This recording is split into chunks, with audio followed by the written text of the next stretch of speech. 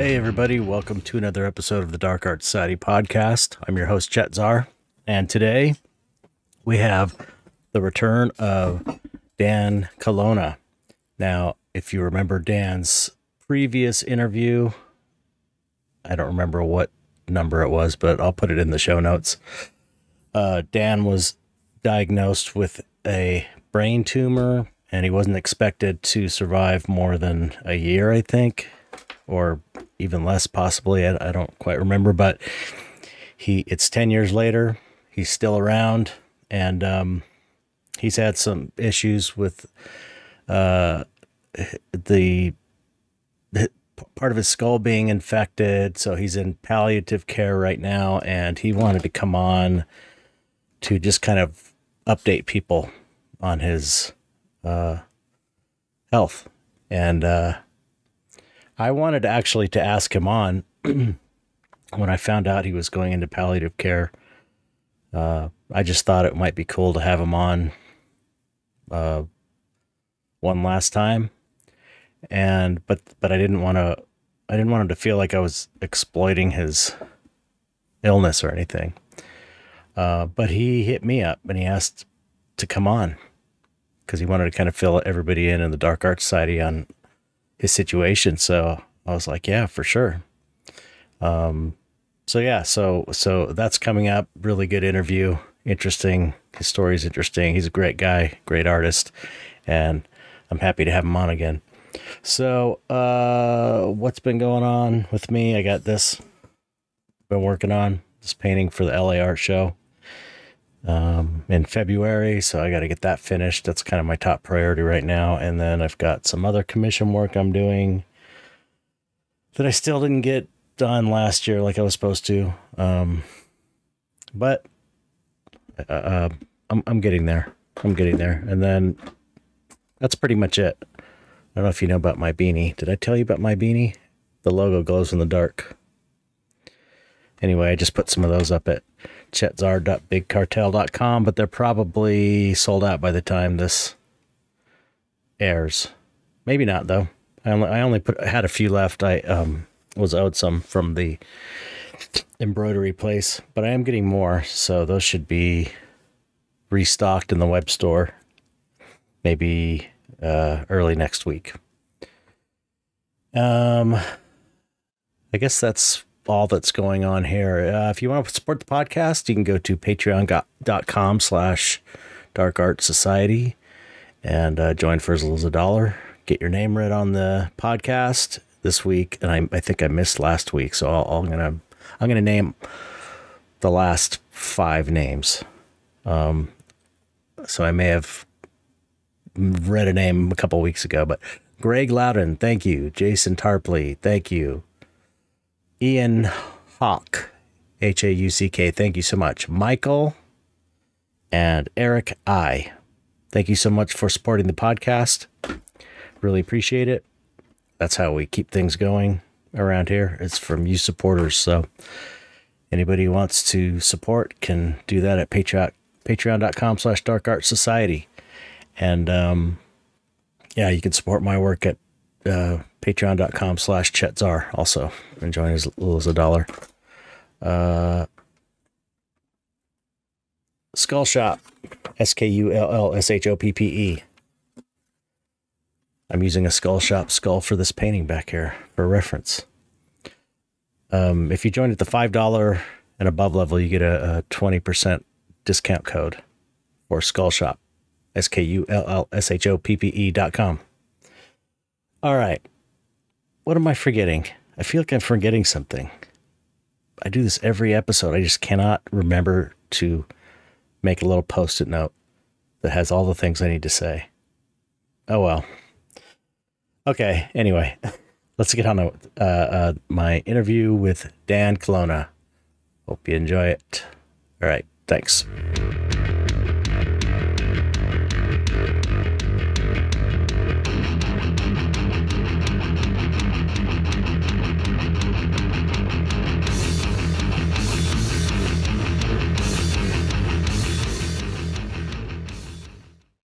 What's up, Dan?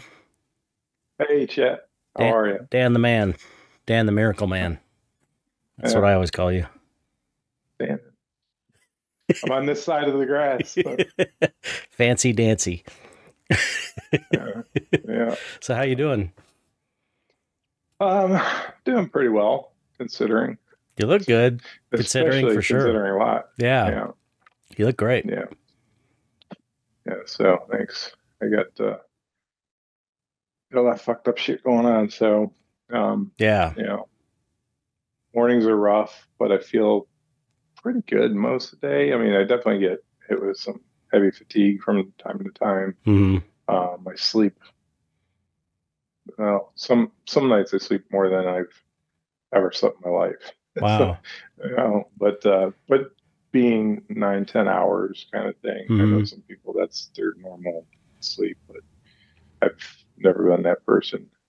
Yeah. Right. But yeah, Well, so do you want to, just to get it out of the way, you want to like tell people that maybe haven't heard, because you've been on the podcast once before, and right. just to give people a rundown of your situation, a quick rundown of Yeah, sort of like where you're at, yeah, how you got yeah. there, how you got here, and all that. Sure. Yeah, sounds good. Go for it. And I think I think in one of your recent podcasts you said getting 2023 past is such a brutal year. I'm like, it's one of the two worst years of my life. That's for freaking damn sure. We'll get to that now. But Yeah. yeah, so in 13, I was working, felt healthy. I was actually jogging, training for a marathon, all kind of crazy shit. But and then one day, get this weird thing sensation, and I turns out, we go to the hospital. And I had a what they called a lesion on my brain, but that we found out by the end of the day that it was probably a cancerous tumor, and they needed to do surgery. They were ready to do it like the next day. I'm like, give me a chance to freaking think about this, It's It's like, crazy. and I was always the I was always like yeah, if I ever found out news like that, I'm not gonna just rush into just rush right in. But then it's like I'm in that situation and it's my brain and it's like what the fuck. Yeah. So I rushed right in. I didn't go to surgery the next day. I had to put it off till like this is a Sunday.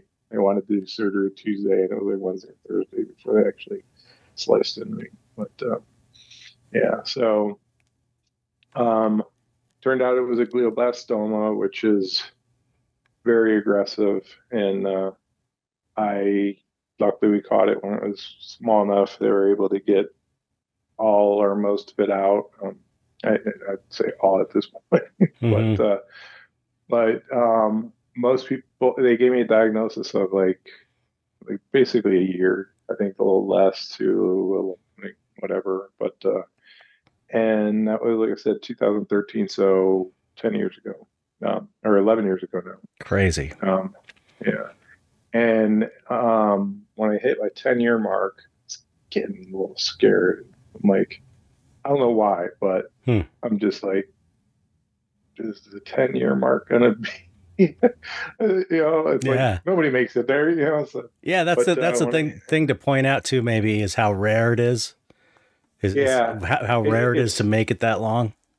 yeah, it's very rare for people. I think I was told one of my doctors told me I was one of less than I was one of less than 1% of people who get Leos that survive 10 years. Wow. And there's one person. I mean, I was trying to find. There's no data written or that I could find where it talks about people who survived like much longer than that or whatever.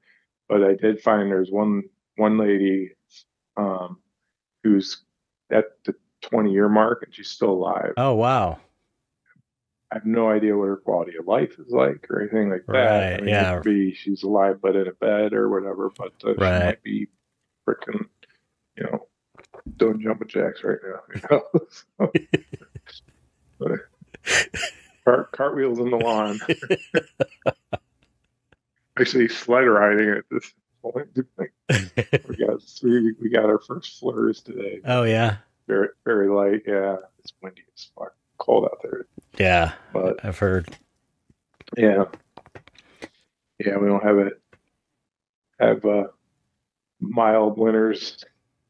I mean, they're typically not real bad, but we usually get a bit of snow here and all that. But anyways, get back to my story. So um, I made it to the 10-year mark, and I get regular MRIs every few months just to make sure that it doesn't come back because they have such a track record. Why people don't survive that long? They have such a track record on, you know, not doing, not making it that far. Mm-hmm. Let me disclaimer. Part of my head's been removed. I went through a lot of surgery, so there's words that I will probably, especially if there's more than two syllables, Hmm. I'll either mispronounce or need help with, or I might be in the middle of a sentence and just be like, full of Chet. Yeah, What I was know. I It's saying? like I don't have any excuse. At least you have an excuse. But yeah, so just yeah, focus, concentration. It's like that's one of the beautiful things about painting is I put my headphones on and paint. Yeah. But but anyways, at my 10-year marker, um, or I should say, the first MRI of 2023 was the first time that it was different in almost 10 years. After the initial surgery, there was a fluid buildup between my brain and my skull, Mm-hmm. and they don't know what it was, but they're kind of like, well, you know what? He's doing fine. Let's typically people go through multiple surgeries. So they're like, well, next time we cut him open, we'll deal with that. Mm-hmm. And then, 10 years go by and that's still there. And it wasn't caught, well, we didn't think it was causing any problems, but I, they, and I'll get to how it was removed and everything else in a minute, but my seizure activity has gone down like 90%. Like I Mm. have hardly any. So it was pushing on something that wasn't happy. Is my, you know, my Google doctor analysis,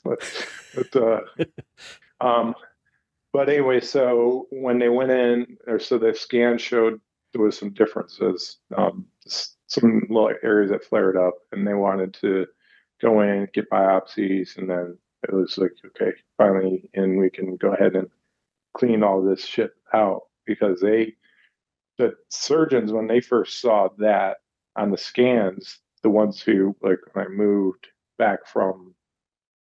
moved from Italy back to the States, that's when we came and started going to Duke. Right. And my doctors in Florida, they had seen it, and were aware of it. But so when the Duke's, my mycologist, when he saw it, he didn't really, it's been that way, whatever. When the surgeon saw it, he was kind of like freaked out, like, how are you still standing? What the fuck's going on here? Wow. And he was ready to do surgery. And then I'm like, well, I don't want to get opened up. I've been living with this for 10 years. And we didn't know, no way of knowing if that had anything to do with my seizures. In fact, the one reason I didn't even think it did is because I was, excuse me, I went to Cleveland Clinic through a horrific week of tests, and they were trying to find the epicenter where, to see if they could do surgery to remove the point that was causing the seizures. And Mm. they, when they did find it, it was too close to the motor strip to make it, worth the risk. Right. So we just carried on. But um, so, anyways, back to this year now. So they see the flares. So we do a surgery, and they got the biopsies and all that stuff. So they were digging around in my brain, and then they took. The doctor said he'd never seen anything like it. That area that was calcified. He's like, I have no idea what it was. I mean, it was probably liquid and just typical body fluids or something Mm-hmm. that got trapped in there. And then after 10 years, it was just like, calcified something or other and just Wow. weird shit. So, Yeah, trippy. um, yeah, they were pretty like, yeah, never seen anything like, Yeah, they've said that a lot over the yeah, years, right? I yeah. remember you So, telling me yeah, they're like constantly like, we don't know, there's no precedent for this, yeah, you know. and yeah, and some of it too. Like early on, when I in 2013, a lot of the stuff when they're like, "Oh, you're gonna die next week," whatever. It's Mm. like they I was doing like my wife Rhonda is really good with research and she's into like herbal medicine and stuff too. And Mhm. so she did a lot of research on alternate ways and of dealing with things. And one of them was the ketogenic diet, which at the time it was like the only people who heard of it were people who had little kids with seizures because that's one of the way they keep them controlled. Hmm. But it was like now it's like you do it, Google search on or YouTube search for ketogenic diet, and you get all these like buffed up, Yeah. and stuff that's like you can't find anything medical. Yeah. But so it's um, but anyway, I did that, and the theory behind it is once your body goes into ketosis, um, your body starts burning um, the carbs and and and sugars and all that stuff instead of fat. Hmm. So so they switch over. Cancer cells aren't smart enough to switch, so they need that sugar and carbs and all that stuff to Mm. keep eating. And so doing the keto diet kind of starved them. Hmm. Maybe not. I don't know. So not sure what part of this worked or whatever, Right. but yeah, it's a horrific diet as far as what you can and can't eat and the amount you can and can't eat and all that stuff. But I I did it for with a nutritionist, real hardcore caloric. I mean, I was like eating very small amounts of food and I forget how many grams of carbs a day, but it's like 17 or something crazy. Yeah. Um, but in fact, I read something somewhere. Um, if you're doing the keto diet and think it's great, you're doing it wrong. Right. It's not supposed to be pleasant. If you're Yeah, doing it right, it's not going to be fun. yeah, yeah. It's like it definitely like to do a true keto diet. Very many. I mean, a lot of people say they're doing it, but like it's probably not the case. But Right. anyways, this isn't about the diet talk. But I do think that's a big could be a big part of why I was able to survive and Hmm. as long as we did. But 10-year mark, they saw those changes and went in, and after the surgery, of course, things are pretty surreal. They were digging around in my brain and stuff. So that that was in February. February 27th is when I had my first surgery of 2023. And like I said, that was to get the biopsies and clean that out. Um, a month later, almost to the day of getting home, I I bent over and I felt like water coming down my head, and I'm like, I don't know what the fuck's going on, and there was just like a little hole inside of the like probably size of a cigar head or something, Wow. and it was just through the skull, through the I don't know if it's through the skull, but it was definitely through the skin. And so I got a hold of Duke. Was We live it in was it stitched up? no. This had nothing to do with the stitches. It was just um, well, it might have something to do with. No, actually, I take that back. It was just like 5 days before that. I had a appointment with my general physician just for keep her up to date with what's going on. And she's like, "Well, come in. It's been a while." And she looked at it and I was like, "Wow, the stitches are looking good. It's healing up." And every time well, let's first several times they're like, wow, man, because it looked like it healed up really good, really quick. Mm-hmm. And then all hell breaks loose. So it Right. was like, so we called the doctor. This is a Friday night. Rhonda's best friend had just gotten into town. They had concert tickets, and they were just going to have a nice, relaxing weekend. Wow. Um, and then so I'm like afraid to like their hospital's like, yeah, you need to come on in here, and I'm like, all right, yeah, maybe I'll just go to local. Then they're like, nah, I think you should come in here. And so then I'm like, okay, and kind of left it ambiguous. And then they called me back and they're like, we're not expecting you because this is at like 10, 11 o'clock on a Friday night. And that's 4 hours from, we live in Asheville and I go to Oh, Duke and Durham. wow. So they're like, we don't want you to have to drive through the night, but if you get here first thing in the morning, go to the emergency room, we'll have your name down. We'll get you right in. I'm like, wow, ER appointment, basically. But sure enough, so we said, okay, yeah, you know what, let's do this. And we made the ride, got down there, and um, they're just like, it's, you know, they they're like it's infected or whatever, and so they're like, we're gonna have to, you know, I don't remember exactly, but they had they whenever they do any surgery where there's an infection of any sort, they bring in the infectious disease people Mm. are who don't really do anything outside of the lab and testing things, but they're considered, and they don't have surgeons, but they're considered the most powerful surgical team in the hospital Wow. because it's like, you don't, if you go in with an infection, you don't leave until they know, have proper antibiotic or whatever. Right. So it was like 5 or 6 days or whatever. I was in there waiting for the reports, and then they gave me antibiotics for it and sent me home, and um, I was like, I couldn't, my left side, which is since 2013, my left side's kind of, I don't have full control of it Mm. and that. Um, and 2 years ago, I had a seizure. I'm sorry, I'm going back and forth this It's all shit. right.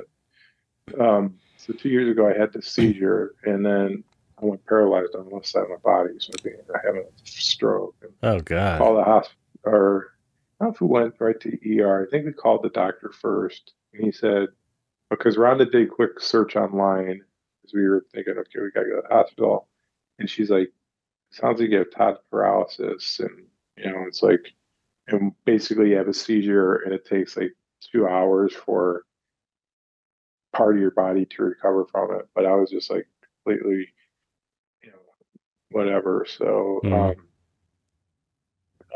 but talked to the doctors and, they're like, yeah, it's Todd paralysis. And, it just, you might get them from time to time, whatever, but they usually don't last more than 2 hours. And like, okay, I could deal with that. Um, and since then, though, that was 2 years ago, and the mobility and control I have of the dexterity of my hand has just been decreasing, Mm. which is very frustrating. Um, but Yeah. but the whole thing is frustrating. Yeah, So, exactly. um, but so where was I back?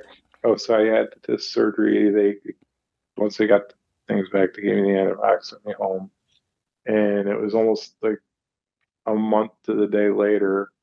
Um, I remember I started feeling fluid, or there was like I think woke up and there was like some it just like it was never pus or anything. It's just like I forget what they call it, but it's basically the water, everything that our bodies are made of, except for like the actual solid parts. Mm-hmm. Um, and serous fluid, that's what they call it. Mm. So, not Cirrus XM, serous. but but um, they, so they had it, they're like, okay, we're going to have to do another surgery. I'm like, shit me. So, yeah, they're like, yeah, we got to go in there and flush all the infected fluid out, and we'll just, and then they're thinking, okay, we will probably I don't know if this is the one where the first one they removed. Um, there was this hardware and stuff that was up there. I think they removed that when they did cleaning everything out. Mm-hmm. But so there wasn't a whole lot, but there was a couple like screws and bolts and Frankenstein shit.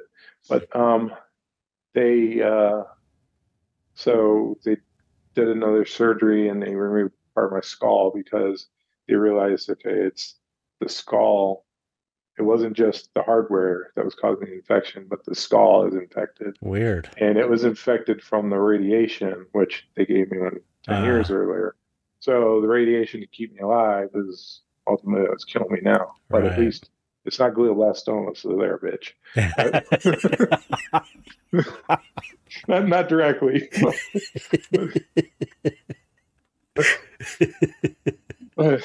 Sorry. Like I said, bitter old Dan.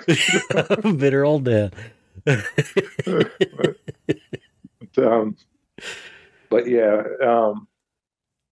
so I guess to kind of short stuff, it was like they sent me home.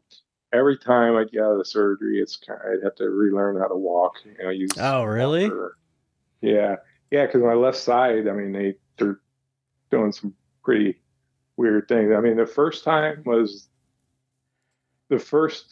and last time were the hardest because they're the most aggressive surgeries. The first one was mostly on my brain. It's just they're doing all that stuff, but it's just and they had me on steroids to keep the swelling down, and fucking hate that shit.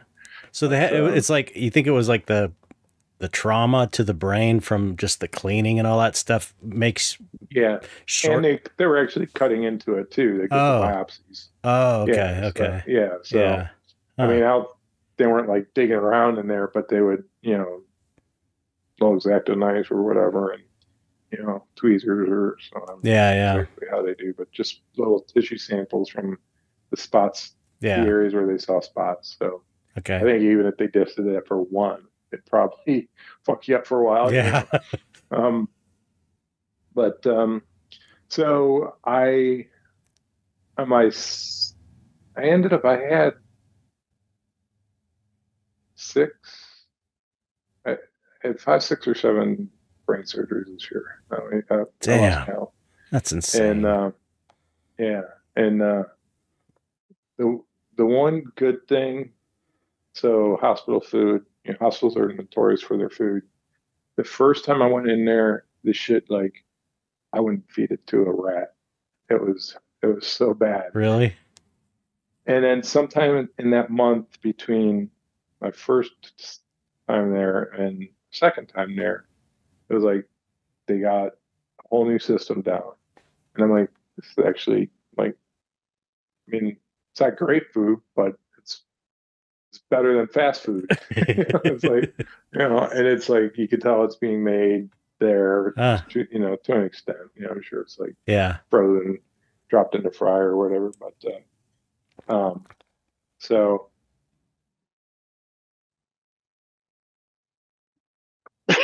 excuse me. But so the food definitely got better, which I ended up eating for breakfast. I pretty much had like a banana and an apple every day.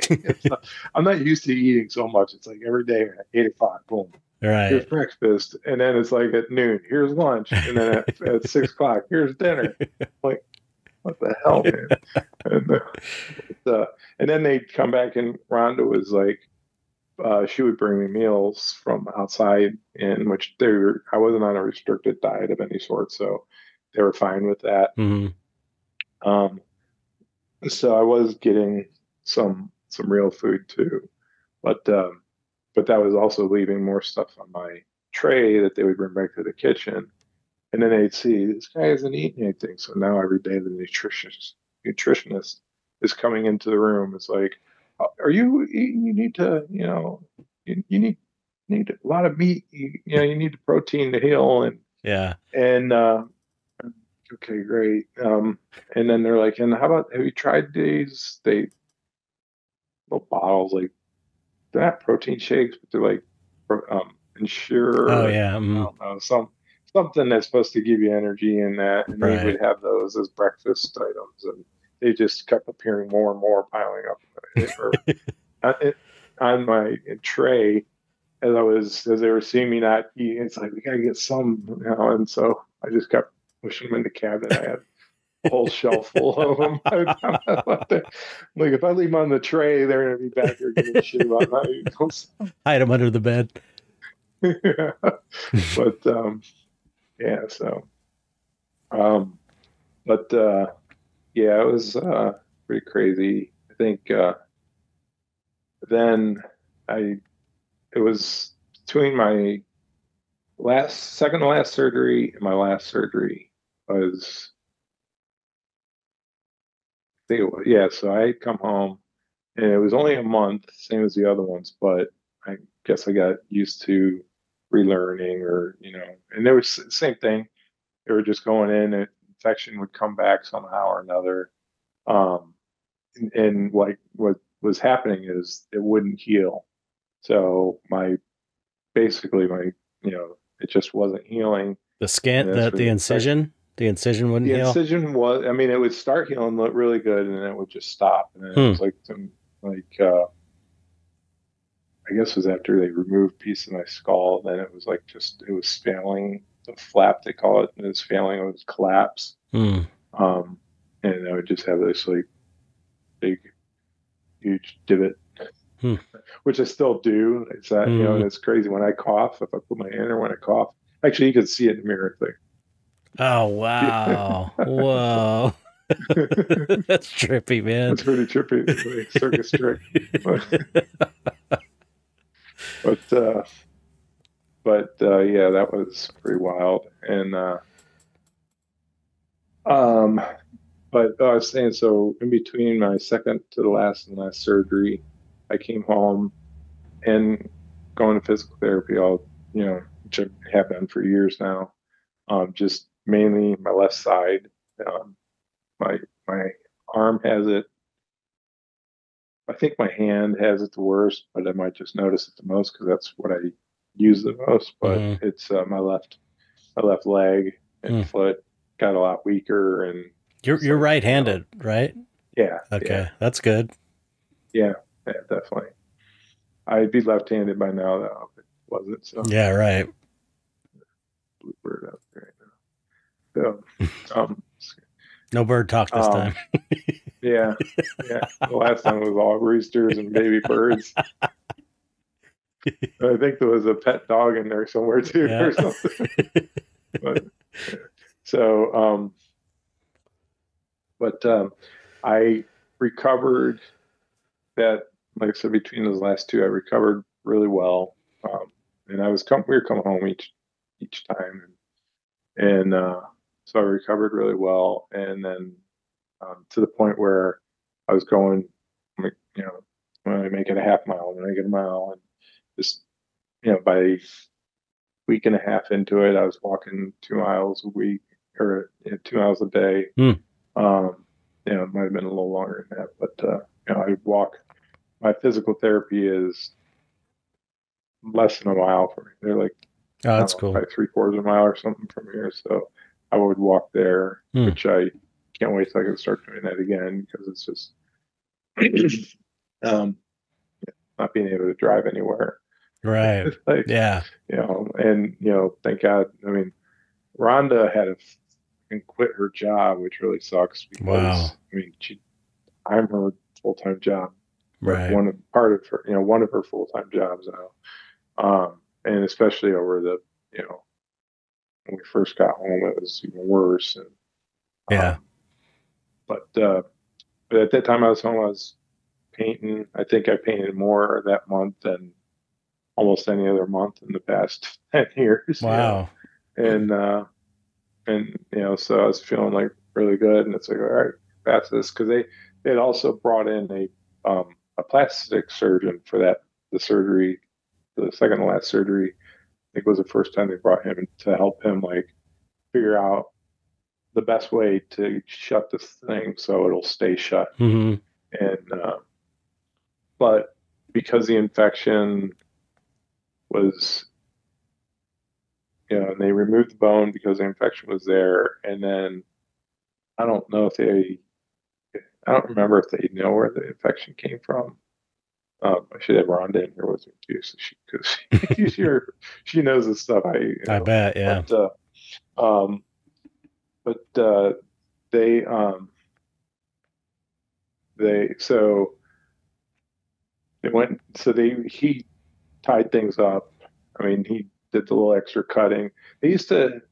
So something they did just in the change in the last 10 years. They would do like my incision is like a big upside down U, horseshoe, whatever. Mm-hmm.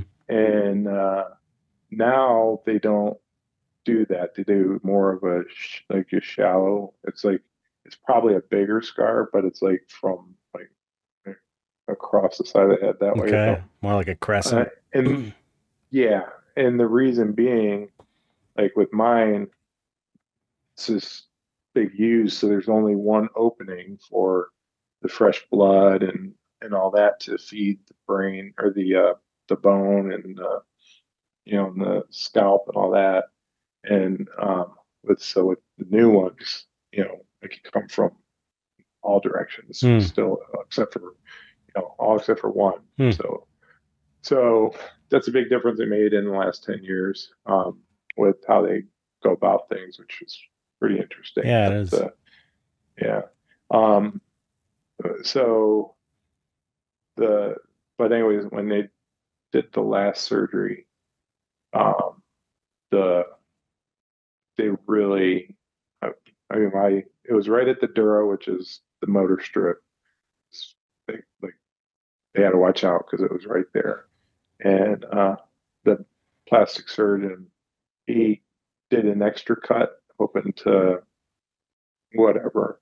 I didn't get a lift, but but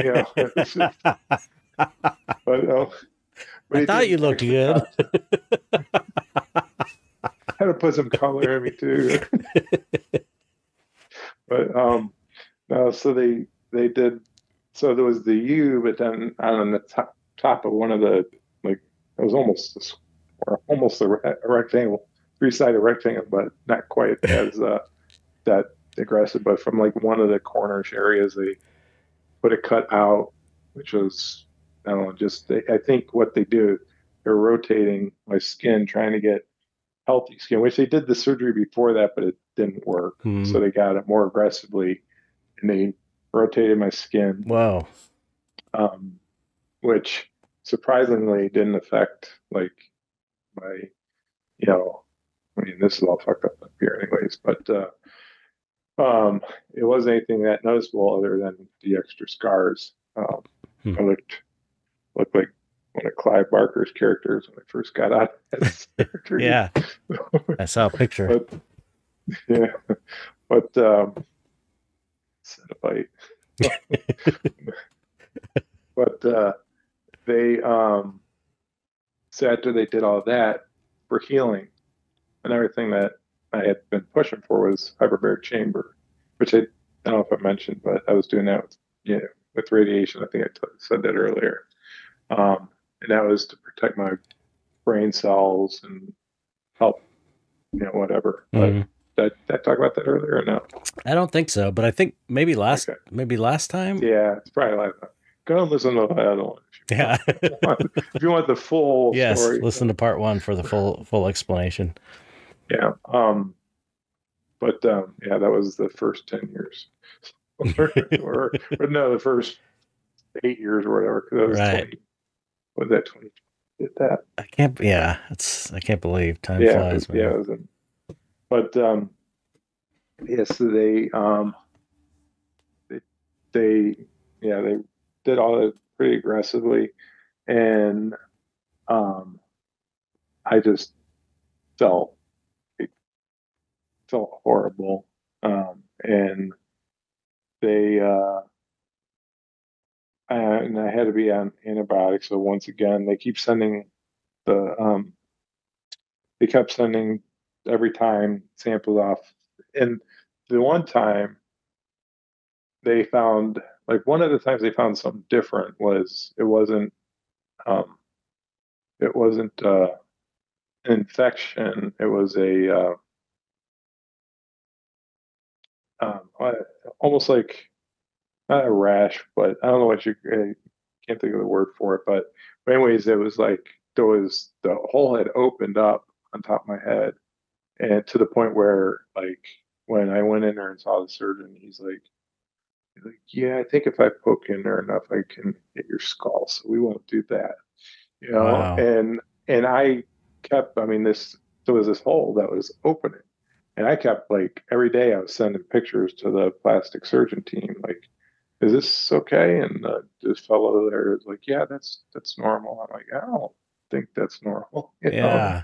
And they're like, oh, we're going to see you in a week anyway, so just wait, you know. So, and then when I went in there, like I said, there was the the extra whatever the word I can't think of was um it was just from like dead skin and just that environment, yeast, things like Mm-hmm. that would get in from natural sources and whatever.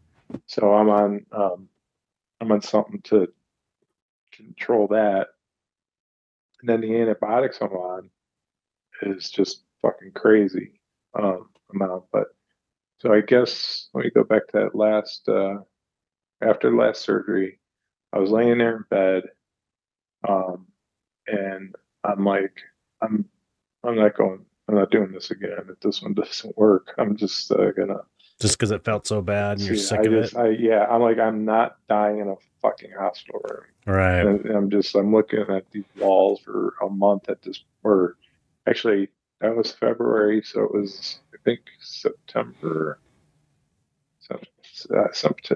October. Mm-hmm. So I was in and out, and at one point, they got like after that last surgery, um, they were figuring out the antibiotics, so they just put me on like, through intravenous through something that just kills anything and everything, including me. But it was just kind of to cover all the bases of any kind of infection it could be, Mm-hmm. until they got the results from the lab back, and when it came back, it's like, okay, I need to be on this one and this one, and they're being infused through my IV, and so one of them was a 5 hour infusion Wow. twice a day. Oh my God. And then there was another one that was only a 1 hour infusion, but that was also twice a day. And it had to be spread out at a certain amount of time. So it's like 12 hours a And day? 12 hours a day with and and but all broken up, and it had Right. to have a certain amount of space. And they're just trying to figure out, doing this in the hospital. And then they started doing hyperbaric chamber therapy as well, just to help this heal up. Mm-hmm. Um, and so they couldn't couldn't let me out of the hospital because they couldn't figure out. And they had all kinds of people working on it. And it got to the point where it was like somebody started an email chain, and then it got, or text, whatever it was. And it ended up way too many doctors and people who were kind of involved, but shouldn't have made a difference at this point. Mm-hmm. So, anyways, it was like um, the whole email, text, whatever chain, dozens and dozens of people from every department, and they're all wanting for, I don't know if it's ego based or just, whatever. They're wanting to get me out of there. I want to get out of there, but they couldn't figure out a way to make it. And I started doing hyperbaric chamber, or Mm. hyperbaric therapy is proven to really help heal speed and make them more properly just heal whatever. Um, and most insurance companies don't pay for it, but there are certain times where they will cough up the money. And this was like head injury and all that. So they did. The doctors wanted me to go twice a day, and I was for a short while, and that's should have been the whole fucking time. And I would have been out of there a lot faster. Yeah. Too. But it ended up like the insurance company wouldn't approve it. And then one day I was just walking in, and this one guy, I mean, there's always a bunch of people in the hyperbaric area. Like some of them are researchers and doctors and just the ones that run the thing. This one guy who I didn't realize was a doctor, he's like, "Hey, wait." I'm like, "What?" And he starts looking, and he calls somebody else over, and they're like, "Yeah, I think so." So I'm like, "What's going on?" And he saw something in the way it was healing that it was like they had enough information that they could send in the insurance companies that would get them, that would convince them, yeah, this is a 2 days or 2 a day is that's the best way to go. And so I was basically in hyperbaric chamber or in bed getting IVs for my whole day. And but that it's pissing people off, like from the different departments that come to see me from like physical therapy and whatever, and or just checking. I was never in my room because it was a hyperbaric chamber was 3 hour process. So Wow. 6 hours of my day when I was doing it twice a day was I wasn't in my room. And it was just like, what the hell's going on? So all of a sudden one afternoon, it's like, oh, your session is canceled. I'm like, anyway, canceled for what? It's like, oh, because you're never here. We need to see you, you know. And then nobody even really came and saw me anyway. So, but so unfortunately, somebody said something on this list that got me off the twice a day, or got them to look a little harder. This guy was a tool, but those other things he did that um, were just I don't know. He was a bit of a harassing doctor. Yeah. That would show up at my bedside at 6 in the morning and start asking me all these questions, like, and he was trying to be the one to. I don't know if he was trying to get credit for like, oh, I'm going to be the one who releases him, so I'll get credit for the surgery being a success because there's a team. I don't know what it was. Yeah. It was some kind of ego thing dude was out there, but somebody on the list Rhonda got a hold of, and she was really helpful. And the thing that was holding up is they just couldn't figure out a way to be able to cram all the different things I needed in. And during this time, we're living at this. Well, I'm in the hospital, but Rhonda was living at this place, which Duke has. It's a big, gigantic house with like a couple of dozen hotel rooms in it. And they do all this. I mean, it's a great facility, but being there for very long is really depressing. Yeah. And it's also like you can't, because everybody in there is either sick or caring for somebody who's sick. Yeah. So they all want to hear your story and want you to listen to their story, and then it's like, you can't just go sit on the porch and have a cup of coffee, because by the time you're done making your, well, I drink coffee. But Rhonda was like, by the time she get done making her coffee, there'd already be people like, so what are you doing today? Yeah. It's like, it's just like no like privacy other than when you're in this tiny little dank hotel room kind of. Yeah. So I mean, it's great that they had that, because people come from all over the world to be there, right? And some are there for months. But but after the first couple of weeks, and she was like 90% of the time she either at the hospital or going back and forth. A couple times she would drive back in one day, drive back to Durham or to our house in Hendersonville, and then back to Durham that night. And And we finally were like, it was just after quite a bit, and they're like, um, they put to for my antibiotics, they put a central line in, which was just basically it's kind of like you ever hear people have ports and stuff that Hmm. they're given like it's something like that. It's just this thing that goes on my chest. They originally had one in the arm, caused a blood clot, so then they had to move it over to my chest. It wasn't a big deal, but that's how I ended up getting all that. But being on that meant Rhonda can give me my medications at home. I have Okay, yeah. the So it's like a little plug where you can just inject it without having yeah, to inject your skin because it's right. And the things are cool. I think I threw them out, but they shrunk up to nothing. Oh, here's what that. Never mind. It's pretty crazy. So they're just these balls that are pressurized, and they have a tube coming out of the end that has where screws onto the cap. And once you open it, the pressure just if it's 5 hours, 1 hour, however long, it just automatically takes it in, oh or wow. takes that long to infuse. And what was cool too is like it wasn't the most comfortable always, but when it's just, I could put it on and we can go do things. Oh, that's I cool. put the ball in Yeah, my pocket, and so that's pretty amazing. yeah, yeah. So that's definitely better than sitting in the hospital for it. But so they figured out with doing that and various other things that they were going to be able to let me out of the hospital. And but then it's kind of like we wanted to be near our doctors because we were having to see them on a pretty regular basis. And I was going through the hyperbaric chamber, and the hyperbarics there are freaking.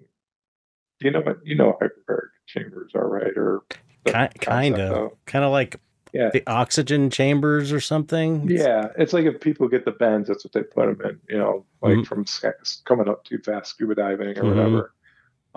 And that's what everybody knows them for, but they're like that's like 7% of our business. Yeah. But but um but like I've been in the one I did in Orlando, I was just like it was almost like being in a coffin with a little window on it.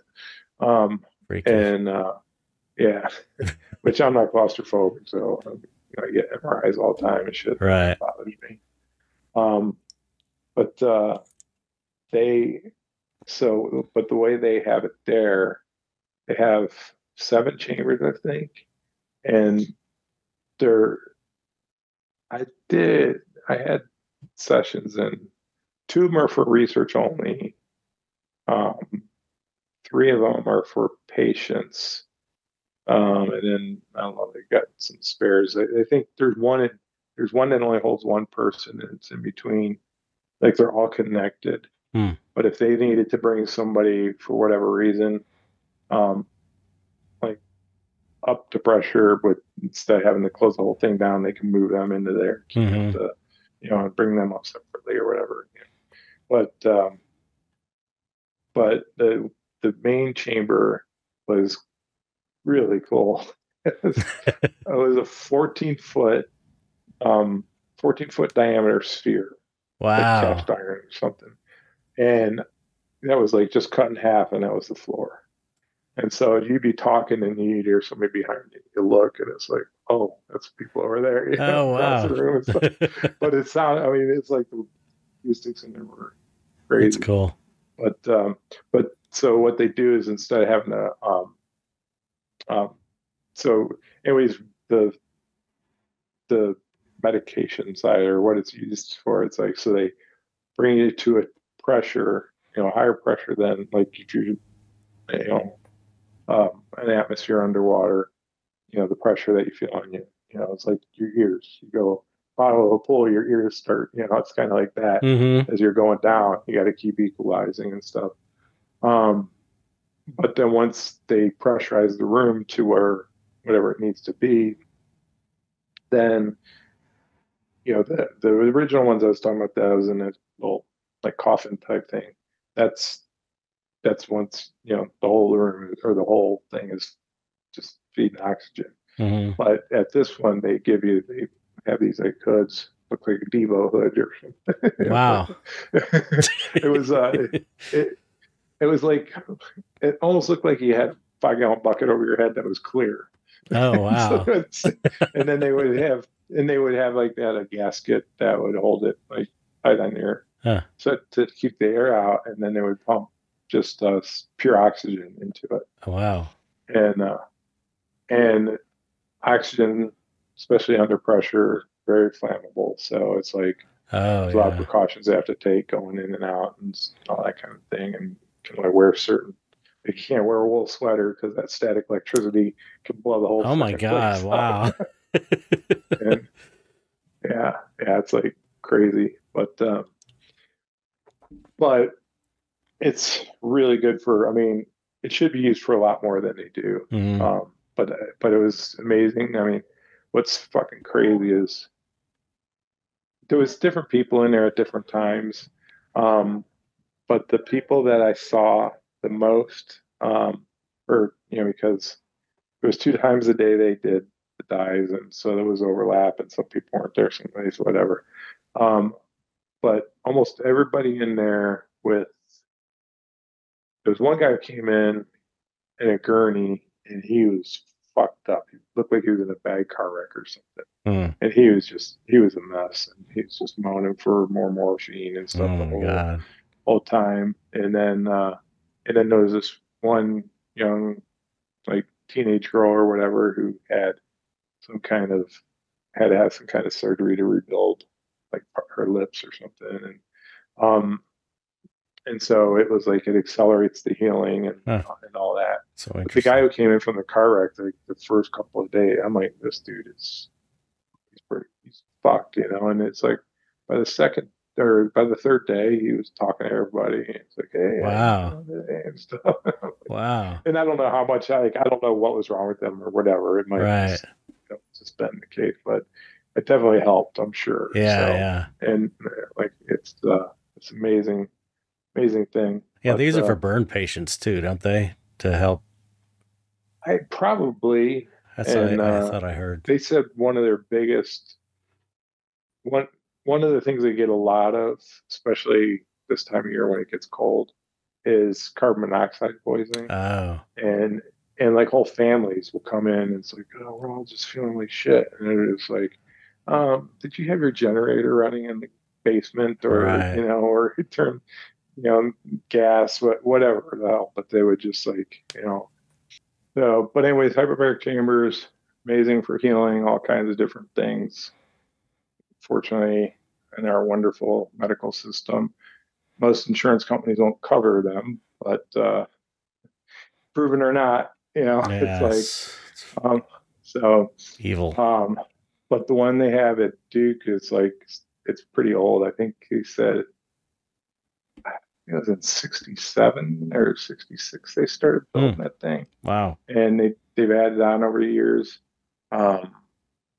And it's an emergency one, so it's like 24/7. Wow.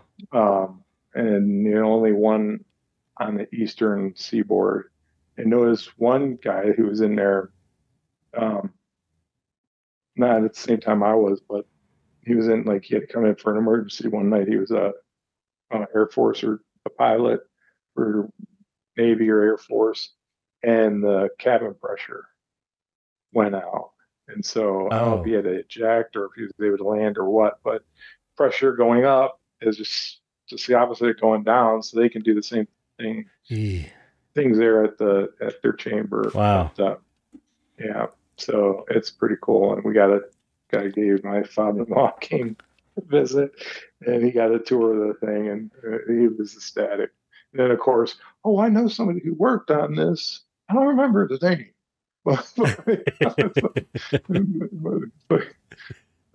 but, sure he did. Yeah. But I was like, um, but anyways, I finally got out of there. We worked it out, so it's like the whole going through all these treatments in Durham. I'm like, want to see the doctors on a semi-regular basis. I don't need them waking me up at 5 a.m. every day, Mm-hmm. and and just shining lights in my face, and then exiting the room. laughing, like, "Hey, we got another one." But They got to have some fun somehow, I guess, tormenting the patients. yeah, yeah. So we decided rather it's like living at that where Rhonda was living is just gonna kill her. Mm-hmm. And she would stay at the hospital with me some nights and stuff, but that's it's comfortable as sleeping in a box full of doorknobs or something. Yeah. And so she ended up. We decided, and we got the approval from them we can move back home, and we're like the few trips that we'll have to make like once a month to see the doctors that we really need to see. We don't need to see all their minions every day. We can just see the main one once a month or whatever, and just get them all done on the same day. So that's what we did. We moved back home. There's a hyperbaric chamber hospital with a chamber that's a mile and a half down the road from here, and their chambers are different. Those are for solo and mono chambers, I think they call them, or something. But so it's basically I'm in a big glass bubble, and it's the same thing except for the whole thing's pressurized. Actually, I take that back. They had me breathing the oxygen through, like they put something on. So the whole thing wasn't pressure. The whole thing was pressurized, but not oxygenated. Oxygenated. Thank you. Like you said, too many syllables. That's pretty good, man. That's only the first time you've needed help with a word. It's pretty damn good. Sometimes I can't remember the word at all, or I'll flip where the syllables go. Yeah. Look around. Did I say that right? Is that a word? Whatever.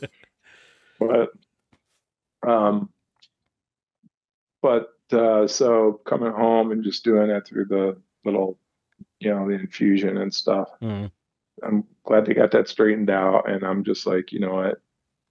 I'm just being back in the mountains and home in my studio and stuff. I just like felt better immediately being out of the hospital. Yeah. The one good thing in the hospital, they have 2 TV channels, but they had the only one I needed, Pluto, which I didn't realize, but I didn't really watch TV, but there's a channel called Pluto. I think it's free, and they have ungodly amount of rock and roll documentaries. Oh, okay. Wow. Yeah. Of all sorts. I mean, there was a Kate Bush one on there. There was 2 diva ones, a Residence. Wow. It's like, okay. I'm going to have to get that. Yeah. I think it's just I haven't even checked my TV, but it's one of the apps that pops up when, on smart TV. Yeah. So cool. I think it's just there for now. Yeah. It probably costs you $100 a year and soon. Yeah. Yeah. And they had all those, I'm a sucker for those documentaries where they're like showing when they got the original recordings. Oh yeah, mixing board and stuff. I'm so into that, man. Like the classic albums series. Yeah, that's it. They have all those on there. I think I've seen every one of those. Even the bands I don't like, I just find it so interesting. Yeah, and they kind of like change the levels, and you could hear the instrumentation. It's like super cool. Yeah, I watched the one on I hear all these people that I love talk about that. Pet Shop or whatever is the Pet Sounds. Boys. Pet Sounds. Yeah, is it Beach Boys? And I'm just like, I'm not a Beach Boys fan, but I'll listen, check this out. Right. And I'm just like, I don't get it. I still don't understand. But hey man, to each their own. I think it's the context of when it happened. Yeah, really. And I think it's cool too that he was just like, I can't do these tours, but you guys keep doing them. Yeah, and I'll do the cool stuff. And I'll sit back. I mean, basically what the Beatles did. XTC. It's just like go in the studio and just have fun. Yeah, that's how I'd want to do it if I was a musician again. Yeah, but so back on track. Okay. That saved my that saved my sanity to an Mm-hmm. extent at the hospital. A couple times I had a view of the chapel and the Duke Chapel. Duke campus looks like Hogwarts, and their chapel is like really pretty. And I had a good view of that out of my window That's cool. a couple of the times, and then a couple of times I had like this industrial building right, Yeah. right like 100 feet away or something. You know, Wow. but yeah, night and day. Um, but then, like I said, got home in the mountains and stuff, and just the air, everything. It's Yeah. just feels good, you know. And I am still like at first. Well, I I decided. Like I said earlier, I decided I'm not doing any more surgeries. And then the next day, before I told the doctors that, I think I don't know if I told anybody besides Rhonda because I wanted to, you know, see if she's cool with that and stuff too. You know, Mm-hmm. and she's fully supportive. It's like, um, and so I went into palliative. Need you again here, palliative care. Oh yeah, Is that, palliative care. Mm-hmm. yeah, palliative care. So, That's where you're that's just once I said I'm kept yeah, comfortable. It's not about right, curing you, but just keeping you comfortable as long as you're right. Well, around. this is yeah, but it's kind of the in between getting out of the hospital and hospice. It's like they'll take care of stuff for me because I'm in palliative care now. Okay. But so which basically means like well, first of all, when I said I was going to do that, they're like, well, that's a good thing because we can't do any more surgery. We're going to tell you we can't do any more Oh, surgery. really? So yeah, Wow. it's just like yeah, but and it's mostly healed up pretty well. There's still a couple of holes. Oh, this is a crazy story. So the first time I went to the hospital here, the doctor was not fully aware of the situation. So she's just got her like little, poker thing and is like starts digging around, just poking, which they all do to, and Mm-hmm. then it's just looking in with her light and she's, and she put something in there and I felt like I heard kind of like if you clash your teeth together or something, it's like an internal sound. Uh-huh. And Ooh. I'm like, wait a minute. She's like, I'm hitting your skull. And I'm like, no, no, you're not. There is no skull there. She's like, well, whatever they put in place of it. And I said, There isn't there is anything. nothing there. And as she's doing this, she's like, I'm looking at my left hand, making sure I'm not going paralyzed Oh my completely. God. And I just hear this tink, tink. And then Rhonda said, as soon as I told her, there's nothing there. And he said she turned white as a ghost. Oh my She was like, God. she was hitting my dura, which Like the skin quarter around, inch over or something. is that is that like the above It's the surface like of right your at the brain kind of? yeah, Oh yeah, my God. somewhere around there. So Wow. That's I was scary, just like, man. yeah, it's pretty heavy. Yeah, it scared the piss out of her. I'm like, you know, when after that appointment, I'm like, yeah, the doctor, she wasn't very friendly, and then the whole thing. And then the next time we saw her, she was like, she's awesome. I love her now, but Okay. it was just, I think, just freaked the shit out of Freaked her. her out. Yeah. Yeah, Oh my God. Good thing you said but something. yeah, but so, but like I said, other than those two holes, there's like they can't figure out what's going on because now they got me on the antibiotics. I got this fluid that, well, I'm getting an MRI on at the end of the month, so I'll find out more of what the my foot's wet and stuck on my rubber mat. What's that? So I said my foot's wet from when I spilled the water and it's stuck on Okay. my rubber mat. So, we edited that so part out. I'm just pouring water on my floor. Yeah, it's So, just but dumping glasses of yeah. water out. But they what would you say? The What were we saying? I was talking about the doctor. Oh, you like the doctor? She's great. Oh man, I'm totally blanking too. I'm the wrong person You're to keep you supposed on track. we, we need an interpreter I think here. your brain functions better than mine. I think what I was saying. So, okay, yeah, here it is. So I know exactly where I was. Okay.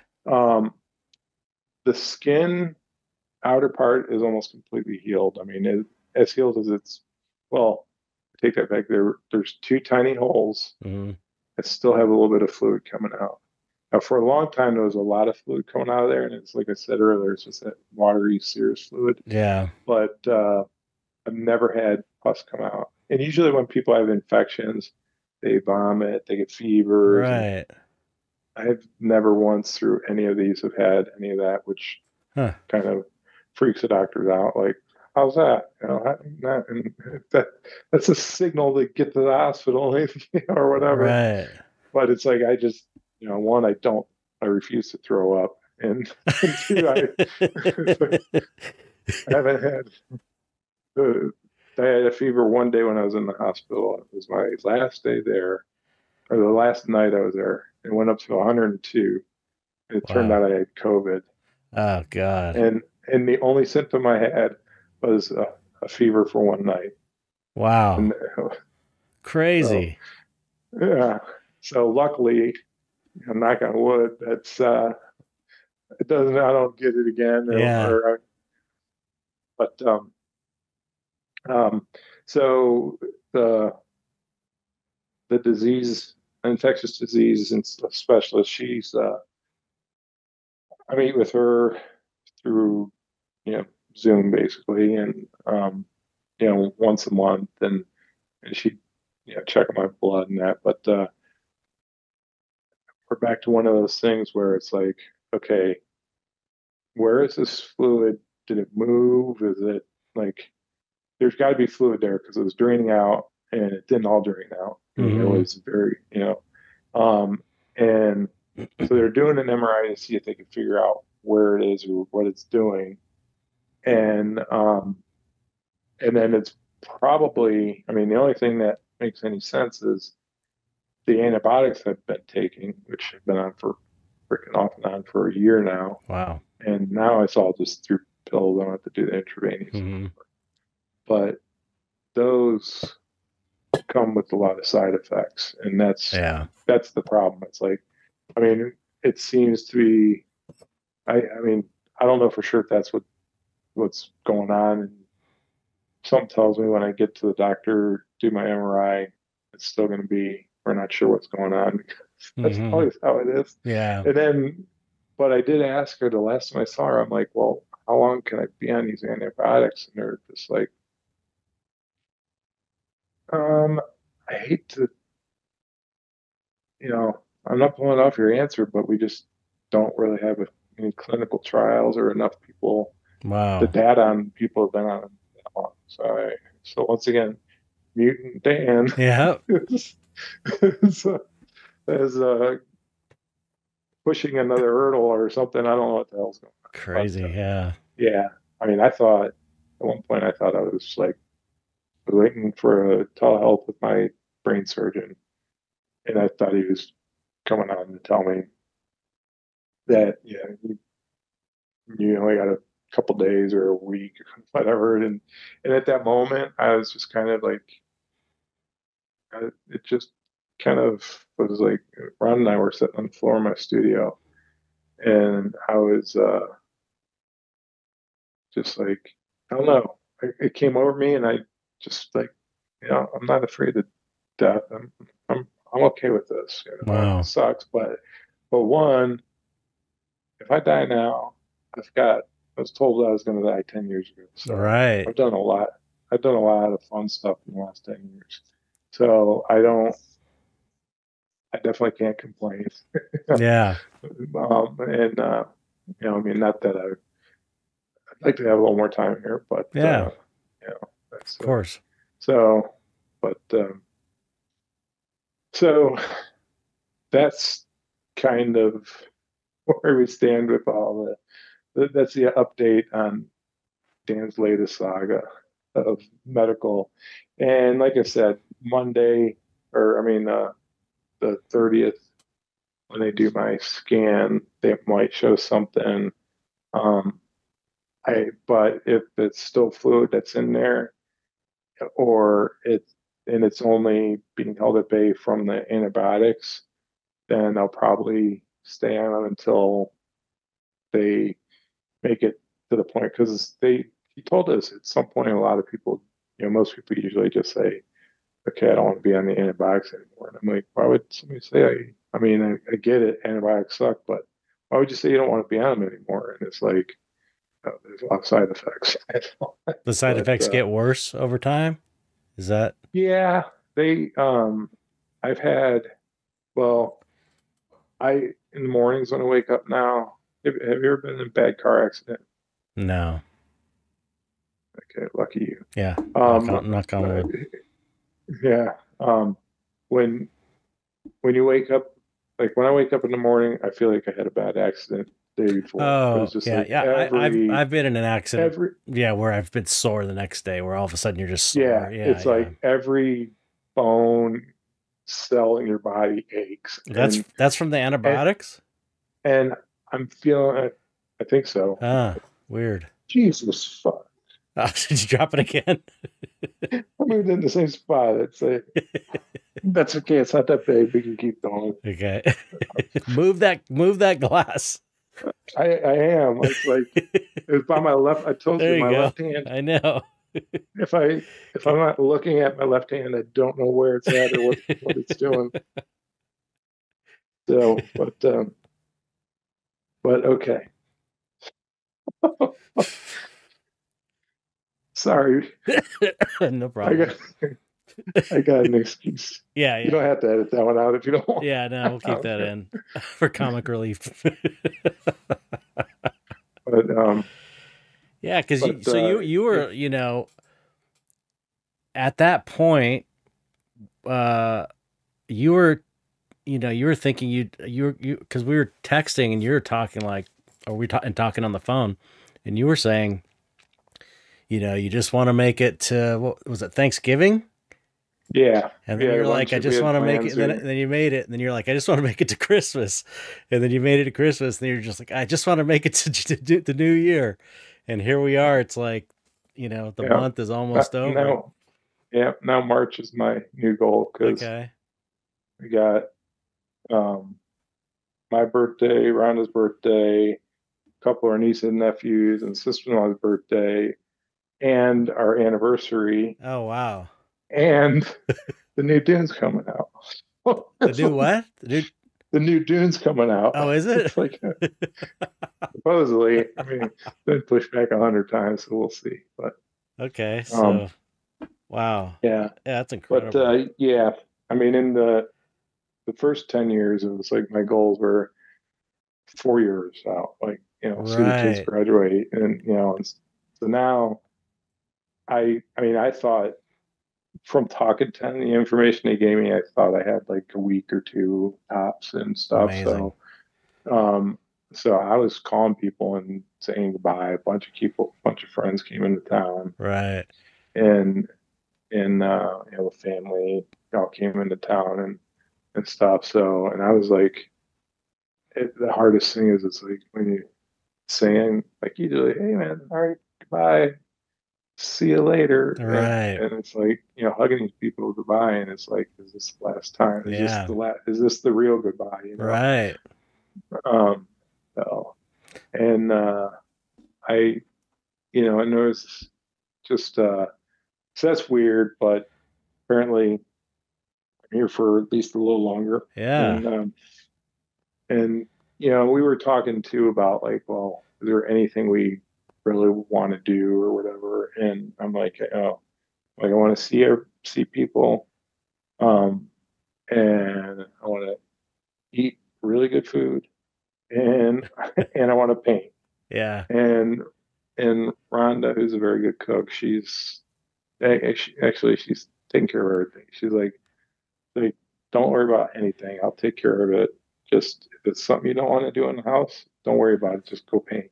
Wow. And and so that's like been a huge gift. Yeah, Can't amazing. thank her enough. She's awesome. But Yeah, yeah, so and if things get worse, then we'll be hoping we don't have to get hospice in here, right. or get me to hospice. I don't know what it'd be, but I'm assuming it's going to come to that someday. But hopefully, it's not for a long time. So, Yeah. um, Who the hell anytime, knows? Who the hell yeah, knows, really, with your yeah, track record? It's like, it's yeah, how yeah. can you Because that's the know? thing too. Yeah, and the thing is, it's like if they don't have data on Right, being on these, how long people could be on these right, antibiotics, that means I'm I'm sure there's others that are taking it too, and maybe even for long term. But it's like I'm going to be the baseline, so it's not like when they tell me, oh, okay, yeah, the fluid's still in there, the antibiotics are working, so keep going. And it's like, am I just going to keep going until I fall apart in the right. pieces or something? Yeah, But right.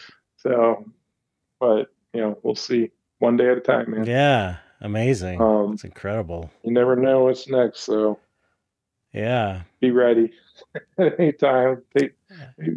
That's the thing. It's, Always, yeah. always be be ready because it can That, happen to yeah, anybody, anytime. that's the, yeah, that's the thing that I think about is like, you're talking about saying goodbye to people maybe for the last time. It's like every meeting with every person that any of us have could be the last time. Absolutely. It's like you just, but we forget about that. It's just like, unfortunately, you have a reminder of Hmm. of that, whereas most people like pretending it's never going to happen, but it's going to Yeah. happen to everybody. It's like we just don't Yeah. try not to think about it.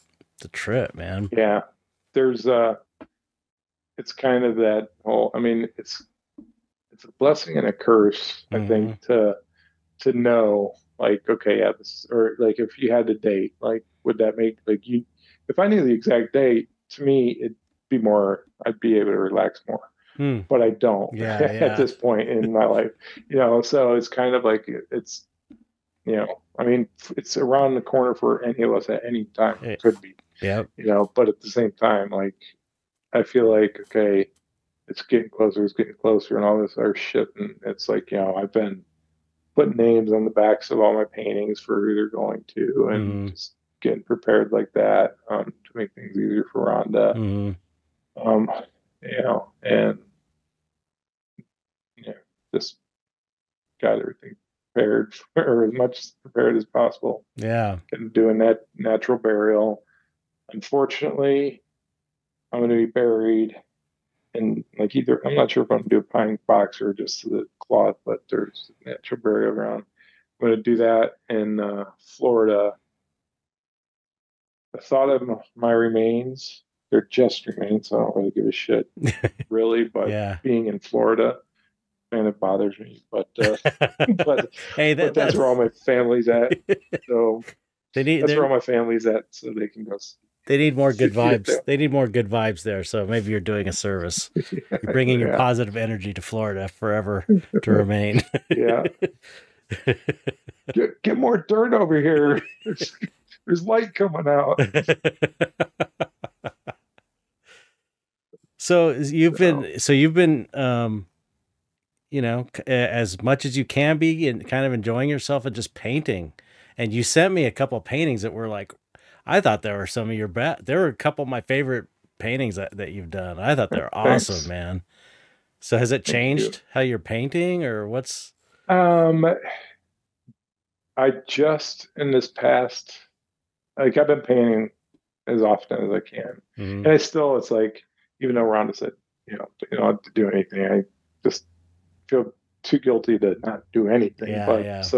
But I'm doing very minimal. I mean, she's picked up, 90% of the load, Right. and that. So I'm painting one, as often as I can, and but the things now that are, I'm starting to have this other devolving of, like, just, it's not so much that now I'm having troubles, like, with just well, lighting's been a problem for me for a while, but just different things on how things flow, and especially like colors. Like I have a hard time telling like warm and cool. Hmm. Like I could be looking at them, and it's like, is that a cool color? And I know some of them are kind of fine line; they kind of go either Yeah. way. But colors that I use all the time and stuff, I'm like second guessing myself all the Hmm. time, and so that's getting weird. But and I thought about doing, because I did one that was just I just used Payne's Gray, and Hmm. I'm like, you know, I kind of it's definitely a lot easier to not have the color on there, but I just love working with color too much. Yeah. You know, because I was thinking, just being monotone, and it's just like, no, the magic, like to me, it's this magic alchemy of like when you're opaque colors over other opaque colors or transparent colors, you know, and Yeah. all over, and it's just like it's every brushstroke is like a little piece of magic happens and Yeah. stuff. Yeah. And I get that when I'm working. I get that with the airbrush sometimes too, Hmm. but Definitely. the only other medium I ever like, that's the oils constantly, airbrush. Um, I don't airbrush that much anymore, or at all anymore. But Mm. when I was airbrushing, that because so much just real fine. Imagine watercolor. I have acrylics. I mean, everything you do. I mean, Yeah. doesn't seem so much like, and I could be wrong. Sorry if I am, like pastels and things. And, but dry media seems like it'd be harder with that, Hmm. but Yeah. it probably does happen in somewhere or another. Um, Yeah. I'm not sure really. but I know what you're yeah, saying. Well, I know that, because we were doing, the mentorship thing for a while with your work. yeah, And I know for you, it's like you always felt like you're trying to get better and you felt like your skills just kept deteriorating over time because of this, because for people, listen to the first episode, because Dan was like, really amazing illustrator, representational artist, and when you, after the tumor and everything, you weren't able to do that. You couldn't do it. Like your right, brain couldn't reproduce it. But yeah, for me, and it's easy for me to say outside, but it's totally like an objective viewpoint. But for me, you put the time in way back when. You put a lot of time in. You were painting models, you knew color, you knew all this stuff, you knew airbrushing. And you were already kind of like a fully formed artist already. And to me, this has been less about your skills deteriorating and more like a your circumstances changing how you paint. You could look at it as right, deterioration. I can't do it, so I'm trying something new. But to me, it's like documenting. It's a change because you yeah, have to look at each phase of your work as just a different phase, like an artist who goes through a different phase. It's like right, it's like if you I don't know, if someone like Frazetta lost had that stroke and he couldn't paint with his right hand, so he right, started painting with his left, and his paintings looked a little bit different, but they were still badass. It's like right. but it was different, and you can kind of tell, and it's like Mhm. that's how I think it's like, as it's very interesting to see your whole Yeah, body of work spread out like that. It just sees how yeah, it's changed because it was so I guess it's just a different way of looking at it. I know you would like to be able to paint that really representational type of work, but yeah. Well, I mean, I definitely more into surreal than representational, and so the stuff I'm doing now is somewhat surreal. mm-hmm, But I've always like, since we started talking, it's like I always wanted to have that. I didn't want to lose. Okay, things are becoming more and more abstract. My mm-hmm, brain's, abstract, and I felt like these were, like I wanted to be able to at least keep real lighting form, Right. something that Mm-hmm. makes it still alive or could be kind of thing. Right. And so much of the stuff I've done lately, I feel like it's like something that I love. I think it looks great the way it is, but at the Mm-hmm. same time, it's not a finished paint. Right. Um, and and also like I start my paintings with a lot of just shit all over the place. And one of one of the worst things with my left hand coordination that one of the hardest things that bothers me was it's like my favorite method to start a painting takes two hands, and Oh, really? I What can't. what is that? Decalcomania, which is when you press like two pieces of Oh, smooth okay. things together. But the Right. thing is, most people, which you know, nothing against it, but depending on the thickness of what you're laying down and stuff, if you press two things together, you're always going to get some like really interesting patterns. Mm-hmm. And if it's thick paint, you'll get like textures and stuff in there too. But I like to really I used to manipulate in the thinner, like saran wrap works Right. best, but Mm-hmm. it's also the hardest to work with, Yeah. But I would like pick up the corners and like kind of Oh, okay. get like waves and then turn it as I'm going, and just like so you get these like really weird things. Mm-hmm. Um, to kind of help compensate for when I was unable to do that, I took Vanessa Lemon's class through the like outline class, abstract mark making and stuff. Mm-hmm. And I love her work, and I had kind of wanted to take the class before, and I'm just like, no, I don't want, not that my work would ever be compared with hers, but I just didn't want to feel like I'm already influenced with her work. I didn't want to feel like it's, you know, Yeah. it's becoming my work or something. So I kind of resisted, but then after I couldn't do that anymore, I'm like, you know what, a couple more, you know, skills in in the toolbox isn't going to hurt wherever they come from. And Yeah. I got more, some of the insight she gave me, I got more out of like, the two biggest things that she helped me with is stop being so precious with your art. Because I Mm-hmm. get to a point where it's like, okay, I like it so much as it is, I don't want to fucking touch it. Yeah, And that's a and killer, man.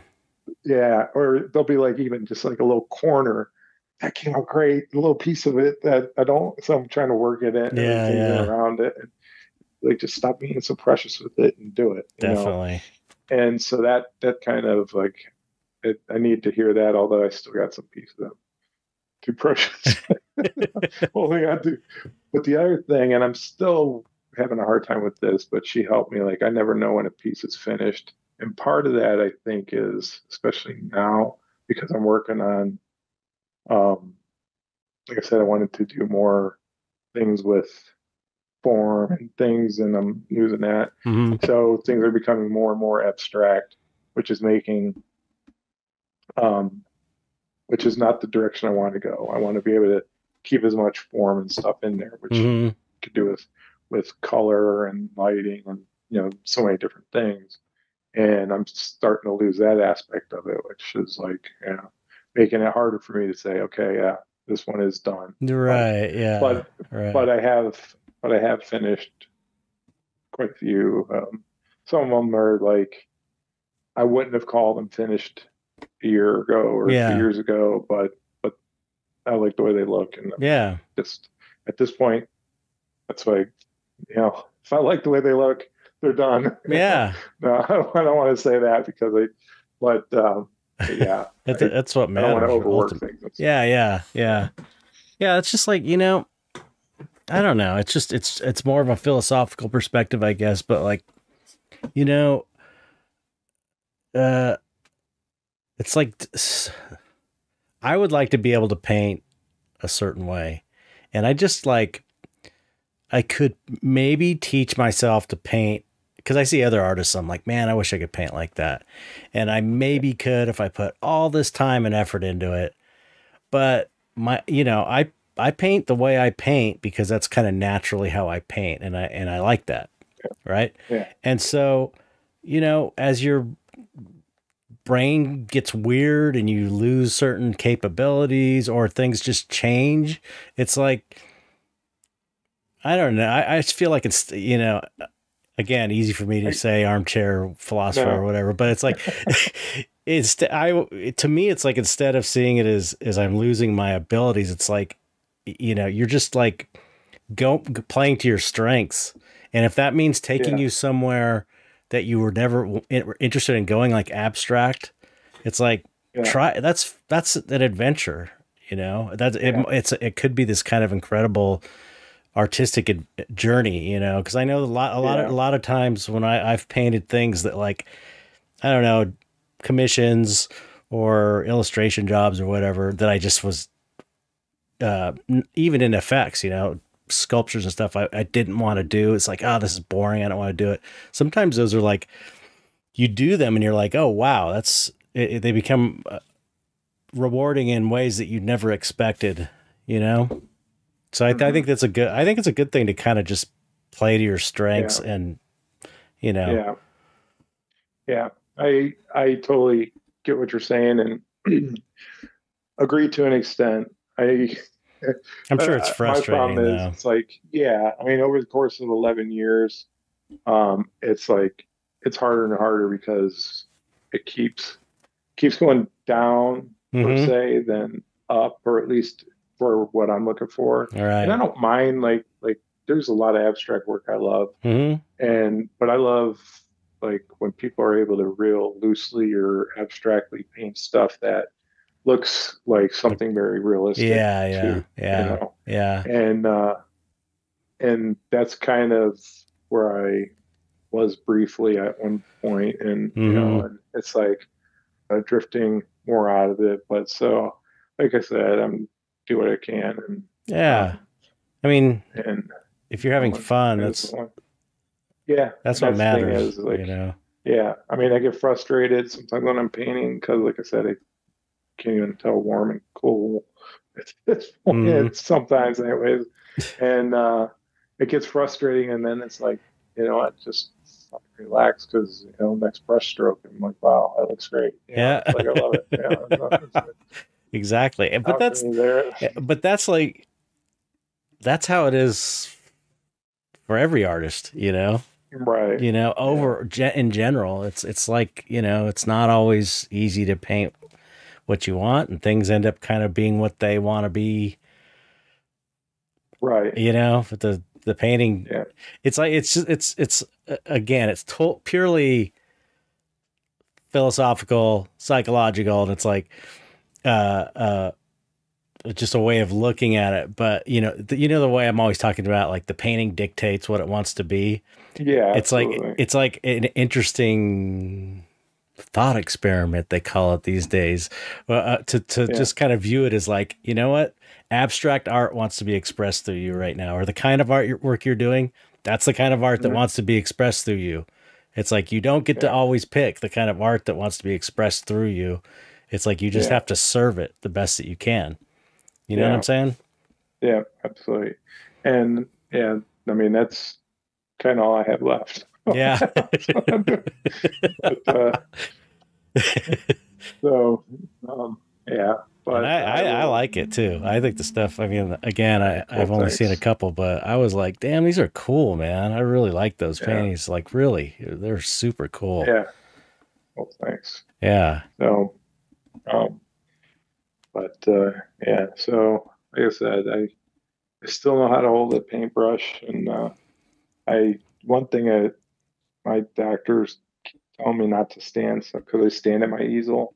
Oh, okay. And I find I get a lot more, one, when I'm not, I focus in too much on an area, where when I'm standing, I'm stepping back, and I constantly, I don't even, it's just subconscious, I'm stepping back constantly, and and when I'm working, like, you know, on this, and I still paint upright, I like flat, it distorts things and stuff more than I need to at this point. So do you sit? Distorted enough. So are you sitting more? well, I'm sitting more, but I fucking hate it. Uh, there's things about it that are a little easier, and it's nice to have the break. But and my easel's great because I can paint sitting, standing, Right. whatever. But to set it up for sitting and to set it up for standing are kind of a little different, and I have to. I mean, it's not that difficult, but at the same time, it's a pain in the ass to go Yeah. through the motions and changing things around. But my um, like my brushes, I have you can see right here, so Hmm. I keep them horizontally. My brushes never see mineral spirits, um, and uh, and I keep them horizontal. And like when I'm painting, I end up stacking all my easel or my paintings on the shelf of my easel. And not my painting, my paint brushes, and Hmm. constantly knocking them off, and they're flinging through the air Yeah. if they I were hanging. know. So, so it's like I like having everything there. My here's my palettes right there, Yeah. and it's also the height. Like when I'm sitting, the height of my cabaret. So my so it's kind of like I have to reach up Oh, yeah. and that. So it's but it is because I've had just more of the medical shit is Yeah. kind of fucking with my legs and stuff. So Yeah. I don't I'm sure standing constantly isn't great, but it's also because my desk is also stand. Oh, So really? it's like, yeah. So yeah. So it's like I went from standing constantly and laying in bed for a whole year. And so Right. the atrophy and stuff, and then plus these other issues I'm having. So it's like um, it is good to kind of break it up. So That's but cool.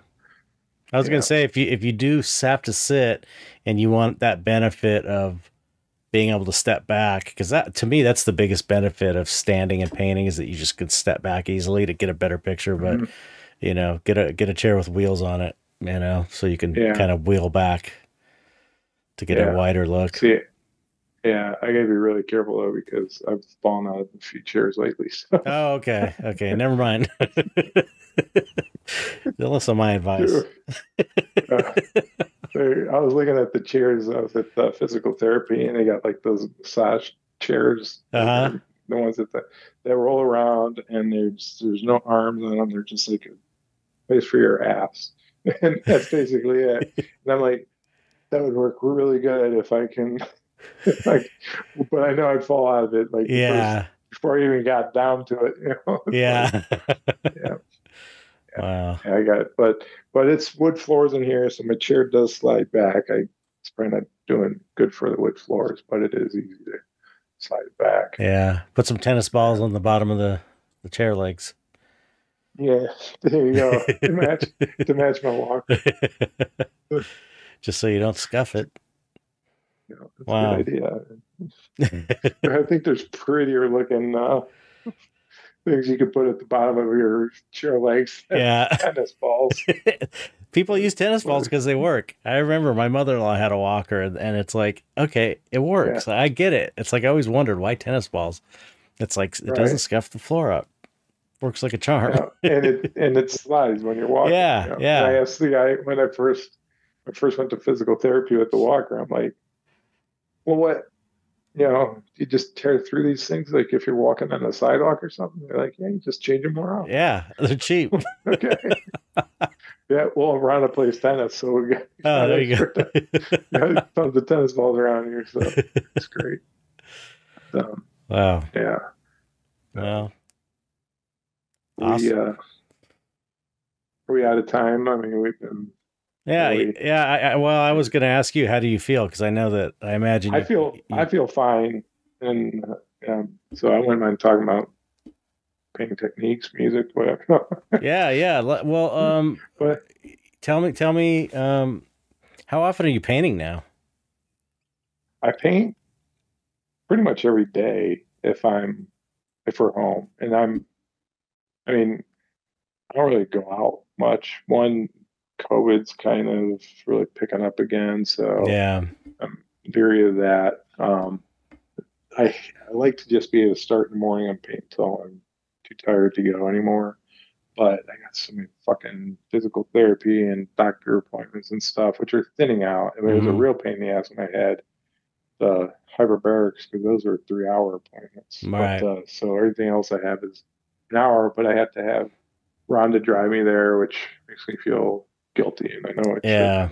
Don't want to get into all the, stuff I talk to my therapist about, but Yeah. say that for another Zoom call. But That's right. but but no, she's good about all that. So, um, but she's also, you know, she had to quit her job, so she's spending a lot of time looking for another job too, which you know is Yeah. not necessarily an easy thing. Yeah. You know, but then it either needs to be real close or from home. I mean, from home would be ideal, Yeah. especially with my appointments. But my appointments are definitely thinning down a lot, and I'm my plan is to be able to walk pretty. I'm hoping by March 1st, I'm able to walk to physical therapy on my own. Hmm. I mean, the hardest part of it is going to be just my driveway. My driveway is like, you need a 4-wheel drive truck to get up Oh, it, you get and one of those it's just, steep driveways? yeah, it's super dry. It's super steep, and it's like the bottom was concrete and is all just freaking fractured to hell. And then the top half turns into gravel. And Yeah. I have recently I've gone up it using the walker, and then I'm like, okay, I'm gonna use my cane. And with the cane, it was a lot easier. But um, so I can go. Now that I know I can go up, and it's like the connected. It's like a big oval that's on a slant. Um, so I can. I'm sure I can come down from the top side too because it's not as treacherous. Hmm. But I could probably walk up from the bottom, or it should be soon. And once I do that, then you know I can get just walk around and stuff on my own, which would be nice.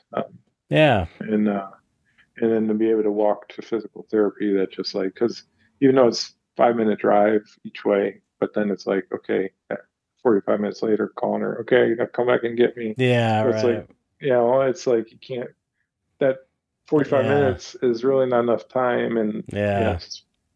shit goes. It's like time is such a crazy concept.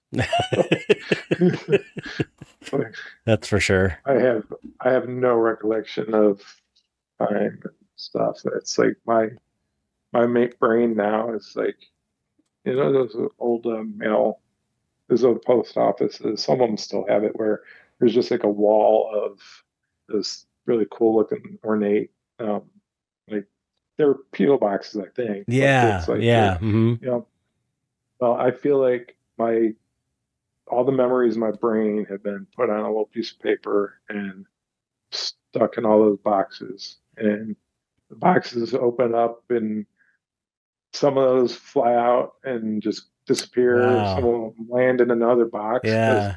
some of my memories are like intertwined. So it's like, Oh, if you, wow. this one will join this one and turn into a story, and then that one will, so it's like, Right. and some of it's stuff that just happened last week. It's like get constant state of confusion. Wow. Keep you on your toes. Yeah. What are your dreams like? Have your dreams changed a lot during all of this Yeah, process? definitely. I'm definitely dreaming a little more, and I think a lot of it is just because I'm sleeping a little more. Uh-huh. When I, because I don't know, I don't remember my dreams very well, but I've had some pretty fucked up ones lately. And when I was in the hospital, it was just crazy, especially the night that come out. The first night I got out of surgery. I was so badly like I was seeing so much stuff, and like everywhere I looked, there was something else. And I'm looking for. I'm like, I need to write. I can't write. I can't see. I can't even read my own writing. But freaking just normal. It's like, okay, I get my phone and I can type it into the app, or Right. speak it into if I couldn't find the different apps, and Right. then I found the memo app and I couldn't type, and it was just like it was just a fucking train wreck. Wow. And uh, and so I spent a lot of time when I went to the hyperbaric chambers, like sketching and stuff. But Mm. I was not like I see stuff and I'm like I see it and it's like right there and it's so close and it's like okay and I'll look at it and I'll look at and I'm like okay I don't want to I'm not gonna forget this one in the morning. So I know okay and I'm like basically as if I was like life drawing or planar No painting or way, something. really? It's like I'm like feel like I'm getting it all, and then I'll fall back to sleep and I'll wake up and it's like just vague little hazy Right. memory. Yeah, yeah, yeah. But some of this stuff is like pretty concrete, visual, and Are you yeah, seeing and I Abe hallucinations? Lincoln. Yeah, no. Are you seeing like weird hallucinations still? Because I know that when it first Yeah, happened, you were too. seeing all kinds of crazy stuff. You told me. Yeah, Do you ever see any stuff I now? yeah, not as bad. Um, like I know one time I heard the la- I mean a couple times in the past month. Like Rhonda always goes to bed pretty early compared to me, so I'll be at my easel working, and like I'll feel her like right next to me watching me. Whoa. And um, just last night I was talking to her about it, and I told her I said, "Yeah, you were right there with I knew you were. I knew you were in bed sleeping, but you were right there with me." And I said, "You were wearing your red pajamas with the," and she's like, I don't have those pajamas anymore. I'm Oh like, wow. but wait, you were wearing them. I said, what'd you wear last night? She's like, I wore that. Blah, blah. And it's just like, but I'm like, there's a pair of sheets. I'm like, she's like, I know exactly the pair you're talking about, but I don't have them anymore. I'm like, Wow. oh, well, you were visiting me from the other time dimension or whatever. Wow, yeah. But yeah, so yeah, I mean, those are good ones. Yeah, yeah. Yeah, well, the idea that like time is there's that idea that time is everything's happened and it's like every time is like a thing and then we move through it. So we only Yeah, experience a bit at a time as we move through it. And so it's like, maybe you're experiencing yeah, time out of time, time time. warp. Yeah, time Yeah, warp, seriously. like ski stacks or something. Yeah. Move the little, move the little things If you around. know, you Didn't they know. change time and stuff with the different colors on different spots? If you know, you know, and you have to be old to know that. So I'm not going to give it. No one's only me and Well, you wait a and minute, a couple other people are going to know what you're talking about. but didn't they make a fucking movie of that stupid ass show? Yeah, but I didn't. I worked on it. I I didn't That see the was that movie, was but Land of Lost was the last movie I worked on in effects, but I never saw the yeah, movie, so I don't know if they yeah, stuck to the time yeah. crystals thing.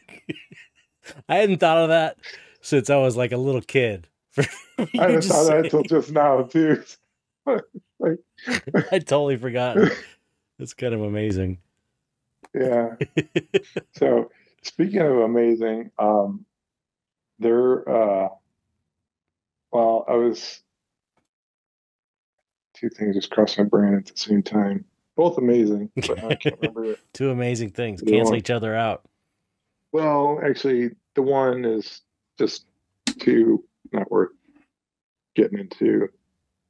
Um, fucking thing. I Now, don't know. now the pressure's on. It gets worse when the Yeah, pressure's on.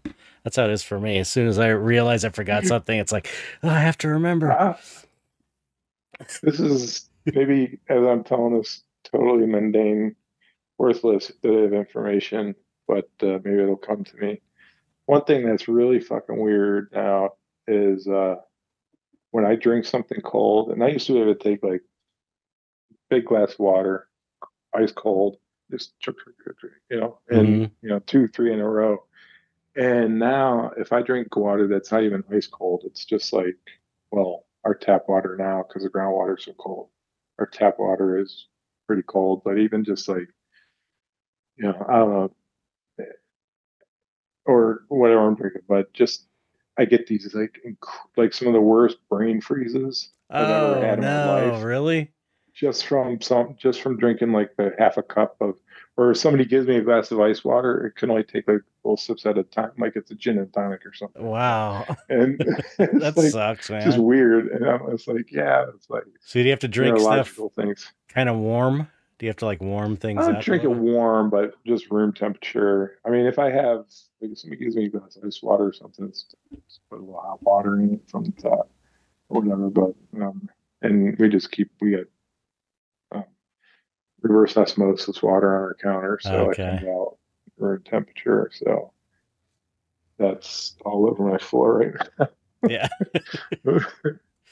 But Okay. So I wanted to ask you, so what is now where you're at right now, what is when you go to sit down and start a painting, what is the process?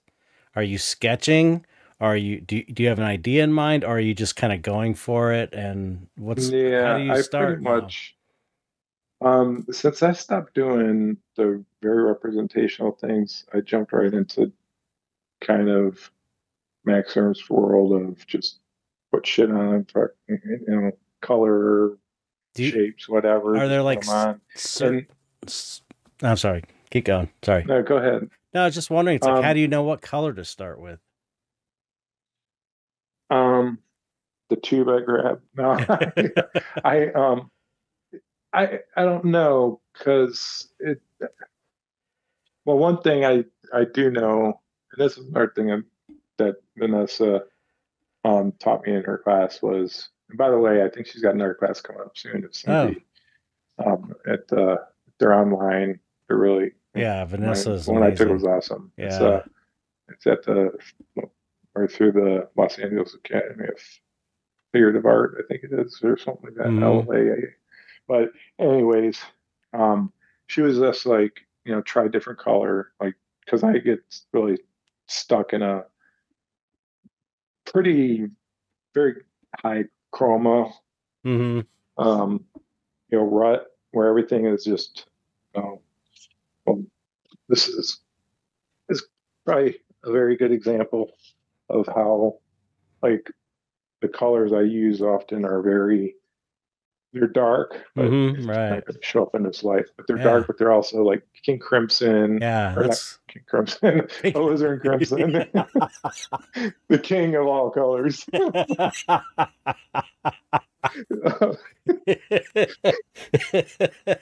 Another one that most people aren't going to get. But Yeah.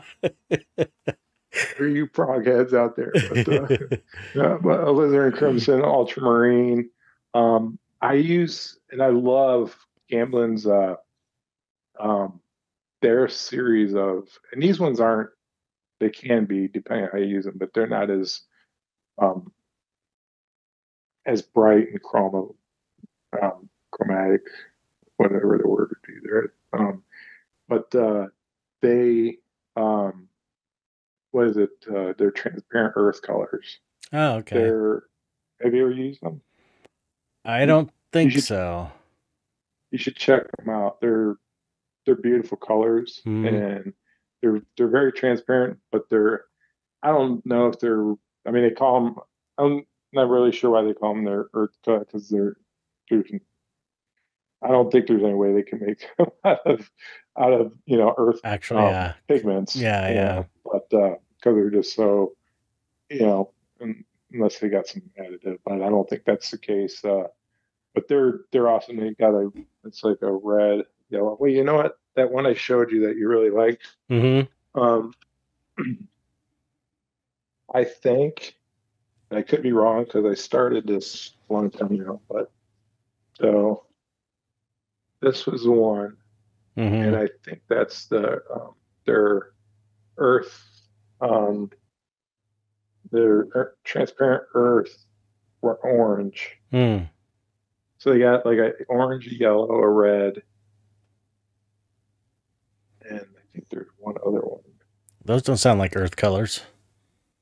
Yeah, well, transparent Earth orange, Oh, okay, I see. Earth red, Sounds like a transparent Earth red, and yellow. Marketing. Yeah, it works. They also have a color called brown pink, which they just sent me a sample tube from I have some of way that. back, Yeah. and that's very very similar um to the that color I just showed you. I Okay. think that's one it's close to. But I but got yeah, I also was saying that like Vanessa said try different color palettes. So I've been a couple things I played around with, and then I've just been as I'm looking at the stuff I'm doing, I think I'm putting too bright of colors. Um, just I don't know. I think I not that it's wrong. I just think I need to. It might be easier for my brain to kind of gray it out. subdue it a bit, Hmm. yeah. Especially when I'm having a hard time with forms and cools. It's Yeah. like if you have really intense colors, trying to figure out like because Right. like crimson and ultramarine blue. But another color I love is which I always have in my palette, and I probably use it as much or sometimes more than ultramarine is Payne's gray. Yeah. It's almost the same. It's almost the same color, but it's like not as intense. Yeah. Like that one, the other one you really like. This whole thing is Payne's gray, Yeah. Yeah. That's really cool. Yeah. and Super that kind cool. of reminds me of some of the graphite paintings and stuff I was doing, which Yeah. kind of That's like. awesome, man. Yeah. And I've been using Payne's Gray, I don't know, the last few years. Like I never used Payne's Gray, and everyone was always like, Payne's Gray is amazing. You got to use it. And just for 15 years or whatever, I never used it. And then I finally tried it. I was like, oh man, this is amazing. I get it. I see the light. So now I love Payne's Gray. I have it always on my palette, you know? yeah, yeah, that's one of the. That's there's a few constants on my palette, and that's definitely one of them. It's like a less strong blue almost. Like Yeah, like a I said, I think it's almost like if you just kind of added a little black and white, I maybe white, but just like a ivory black, just a touch of that to ultramarine or ultramarine something. blue. Mm-hmm. Yeah, and then yeah, you would. I mean, it would be a transparent white or something. Yeah, But I love it. Especially when you mix it with white. I really like when you mix it with white. It gets just such a cool kind of like grayish blue yeah, that doesn't yeah, look, it's it's not like sky blue. It's like a muted, grayed out, yeah, pale blue. It's cool. It's great. yeah, So yeah. I'm sure most people use it because it's a pretty popular color. But if you're an oil painter and you haven't tried Payne's Gray, don't make the mistake that I did and wait for 15 years. Try it out because I swear by it now. Another asphaltum. You ever use that? I used to use that when I was first painting, and I stopped using it because of the they say it's not archival or it's not light fast, but I think the asphaltum now that they make is probably like Yeah, it's fake kind of asphaltum. It's not the actual asphaltum that isn't yeah, light fast, you yeah. know? Actual asphaltum they use in like sign. It's like they'll when they do the cracked glass signs and stuff, Oh the yeah. parts that they want to keep clean for lettering, they put asphaltum down, and then Hmm. it's almost like tar. Yeah, The yeah, it's consistency trippy. of the stuff. Asphalt. Yeah, Yeah, exactly. Where it can, I like that color though. It's like this kind of, it's almost yeah, like I like burnt umber that's not as strong, but with some black in it or something, if I remember yeah, and correctly. transparent. It's Yeah, and pretty transparent. transparent. And it's not like as orangey or yellowy as the umber colors like raw umber or burnt umber. Right. I Um, liked it. Yeah. yeah.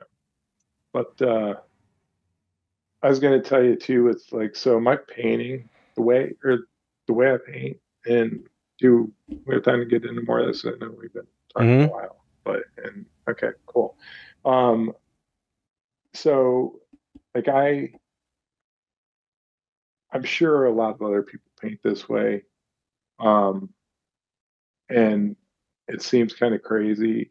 And there, every night when I'm going to clean my brushes, I feel like I'm crazy because of it. But no, I almost use like a brush, a different brush for every color that I'm painting with. Mm-hmm. And I mix, I use a palette knife to mix my colors, and then, um, but and I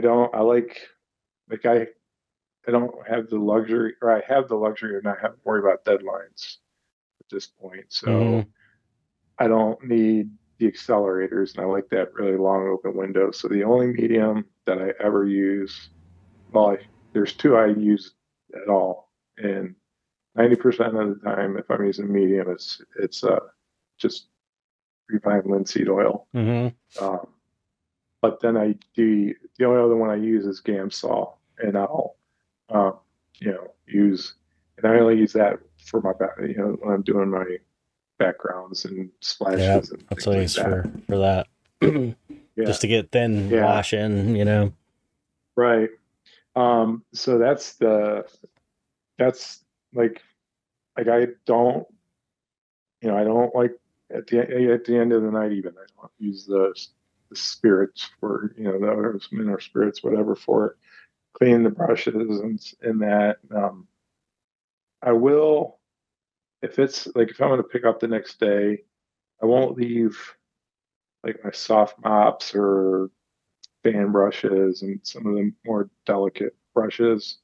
I won't leave them out. I'll take them, wash them with soap and water.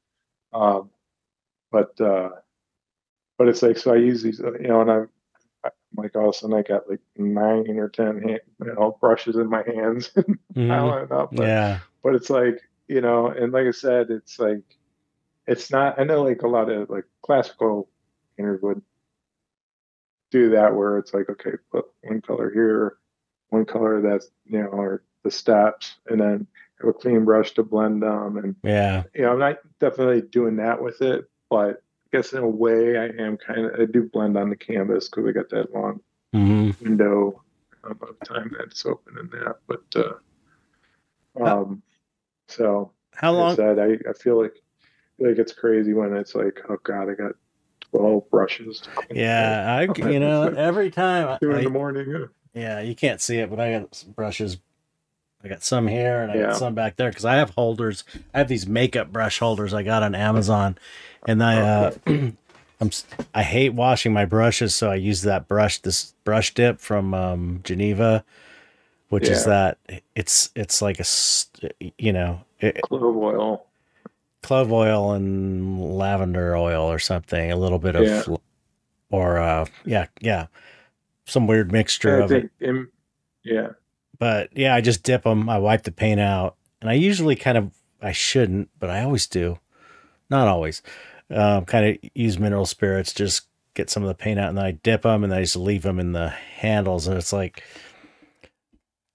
they just build up.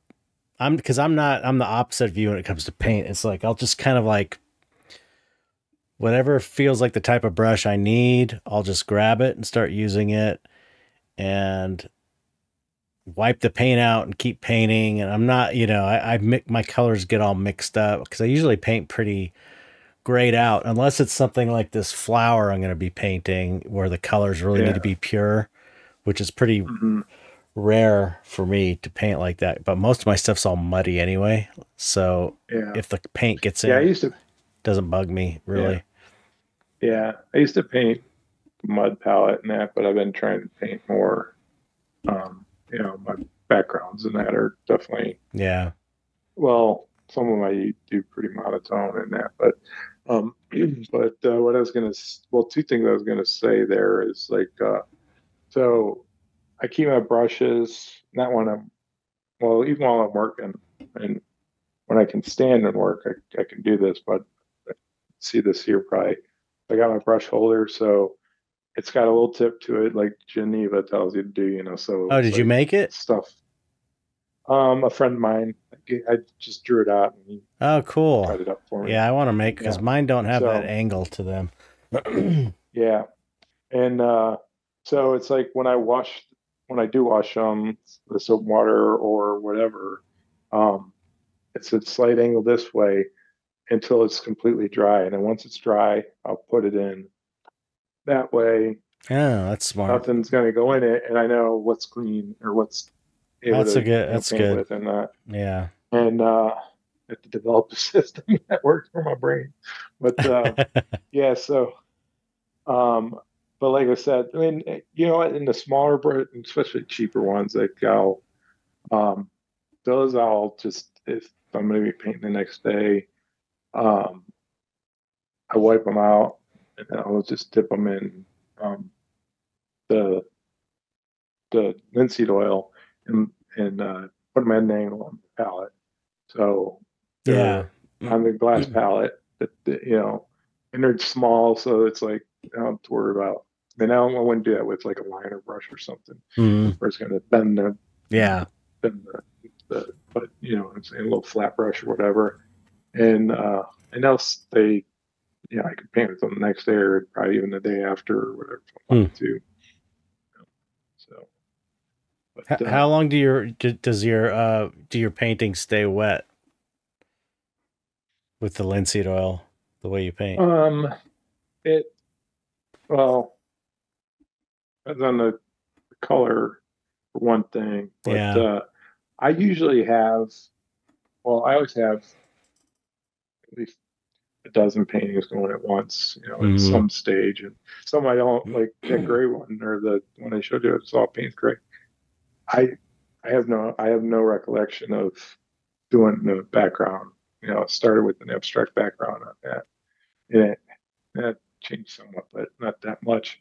I don't even remember fucking doing it. Like, Mm. but and I just opened up one of my drawers and it was there. And I try to keep as much stuff on my wall or visible as I can so I remember what's there. But it is kind of nice finding surprises too. You know? Yeah. So I'm like, oh, this will go good on it. But once I start working on something like this, I um, was screwing around, and this has several layers on it because that makes a big difference too. Yeah. So it's mostly so the areas that are the heaviest. Let's see. Oh, that's But cool. like, Mm. yeah, so like this one dries. There's some areas that are this dries pretty quick because Mm-hmm. it's like really, you know. And sometimes I oil out my paintings, but I try not to because it's too much oil in there. But Yeah. if it's like, or you know, for like this one, I think when I was painting around there, I just instead of oiling out, I just oiled out that one little section and then the areas Mm-hmm. around it to help it just all kind of blend Yeah. together or whatever. Yeah. You can, Or just like like if you want, super wipe it off, oil it out, yeah, and then yeah, really kind of yep, wipe, definitely, get the oil off. I think that's okay. yeah, yeah, definitely. So So, is it like generally a few days to dry I generally? there's been some paintings that like if it was on the other thing too is the surface that I'm painting. Like Okay. if I'm painting on gesso, even after a couple of coats, it seems like it's more absorbent. And I shouldn't say more absorbent, but it seems like after a couple of coats, it dries faster. Mm. Whereas like when I usually paint on panels. Like I'll do ACM panels and just paint, just scuff it up with Oh. sandpaper and paint directly on the panels. Hmm. That's my favorite way to do it, although Oh. it gets to be a real pain in the ass if you're trying to do large Yeah. areas of blending. Um, but if I so if I'm not doing that, I use like an oil based ground, like Mm-hmm. gambling. Not to be a gambling salesman here, but Yeah. I got a lot of gambling stuff. So, but yeah, it's just their oil painting primer or whatever they call it. Yeah. I got some of that. But yeah, so and that's I mean, I hate having to use. You know, I don't like using that stuff in the house, even though I know it's not toxic or whatever. But Yeah. you know, I try to just like I'm sure you know do a lot more than me. They had to streamline stuff. It's like, okay, today I'm just priming panels. Yeah. It's like a pain in the ass, but it's like get the belt or the palm sander out and Yeah. you Yeah. need to, and it's like that shit. But to go back to your original question, so if I'm painting on a panel that doesn't have any primer on there, and let's say I oiled it out that morning and even when I do the oil out, I think you're supposed to, wipe it down, Mm-hmm. and once it absorbs in, and at that point, depending on the colors um, and that I've had, it's usually 2 days or so, but sometimes I've had things that were open for like a week. Yeah. And that's, I mean, that was one I picked up and I was just like, oh, it's still wet, fuck, And then the next day I went to it and I started painting. It was a little bit wet, but I'm like, it's like fine for what I'm doing. Mm-hmm. And it was like one of the best days of painting ever. It was just like where the brush is, where the paint's coming off the brush in that perfectly smooth, Yeah. buttery way. Yeah. It's like, Yeah. it's totally sounding like a geek over here, Art nerd, art nerd, painting nerd. Yeah. proud of it. I yeah, I haven't switched to linseed oil yet. I've been doing more no medium. That's what I've been doing mostly because I do like the way the paint feels and blends with that just straight out of the tube, mix them. Yeah. And maybe a little bit of liquid if I need it. But the problem is for this, I got this big painting here and I have to do it. Like I have to start it when we're done and finish. I got to finish it in like 2 weeks maximum. That's the most I got. And then it's got to go because it's going to a show in February. So I'm probably going to be using liquid just as a drying medium, Yeah. But I kind of want to, I keep wanting to experiment with more, straight oil, more doing stuff with straight oils or using linseed oil because it's like I've only done like one painting I could think of with linseed oil as kind of a test. Yeah. And I remember at the time it's like, oh, this is kind of taking too long to dry for me. But on the other hand, I did I bought a set of the Geneva paints, the slow drying that stay open for like 2 weeks, I think. Yeah. Or a week or 2, and they're kind of self leveling, and they're just a different, interesting paint. Do they have that? Do they have that clove lavender smell to them at all, like the brush dip does? I don't think so. So. Okay.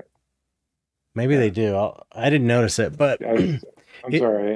No, that's all right. It's just so I did a painting with it.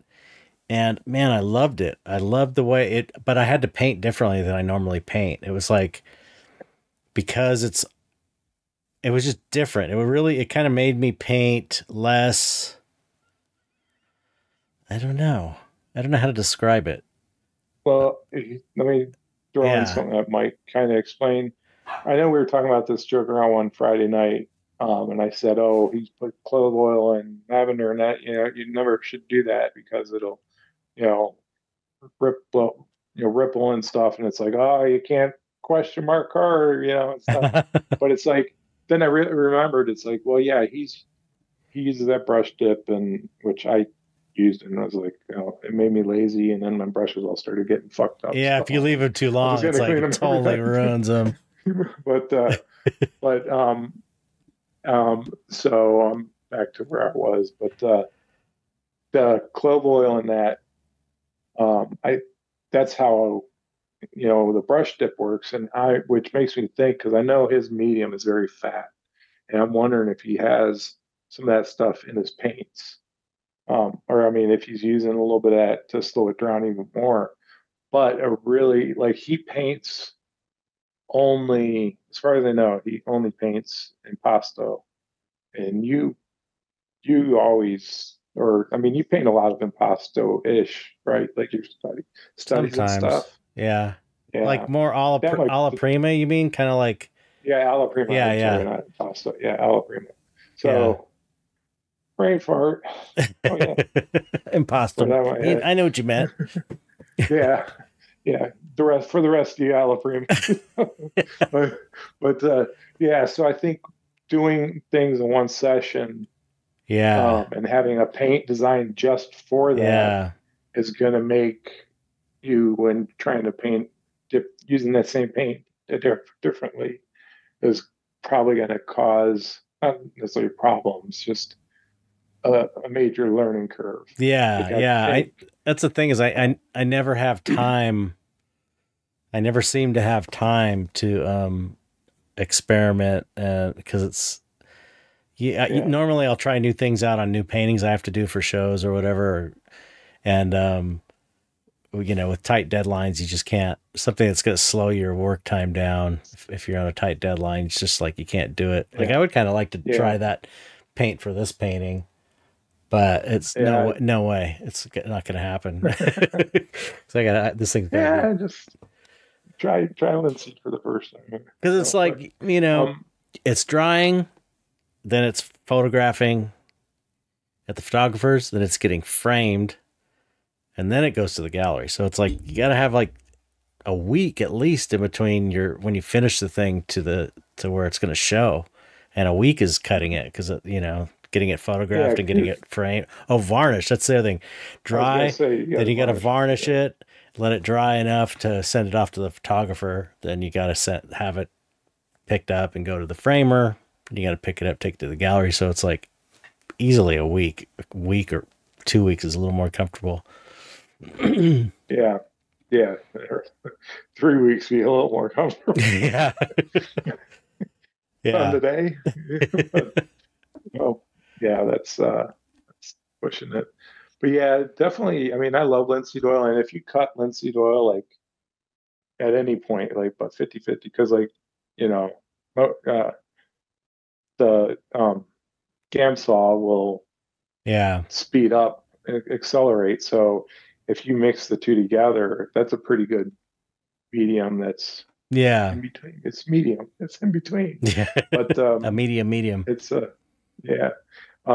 And I've played around. Like I did a whole bunch of studies and checked like how much things, like made a chart of different colors and how much they yellowed and stuff with the different mediums over the course of a year or two. And I I made a couple combinations of things, and I just went back to, I just used linseed oil, which I found a is a lot more archival if you just have one type of medium and you're not Hmm. like fucking around and each layer is a different one. Yeah. But and two, it's like, it's fat over lean, so it's like the paintings I'm doing that I know are going to have more than 3 or 4 layers. And, I mean, the top layer is usually super, super thin or whatever. Yeah. But if I'm going to be doing that many layers, to try to do a very, like, I'll add more mineral spirits to the, like for my first layer, maybe even a little bit less, but for a second layer. Hmm. But I don't like having too much mineral spirits in there. And, but I also don't want to just put, lean over fat Yeah. Yeah. instead of fat over lean. Yeah.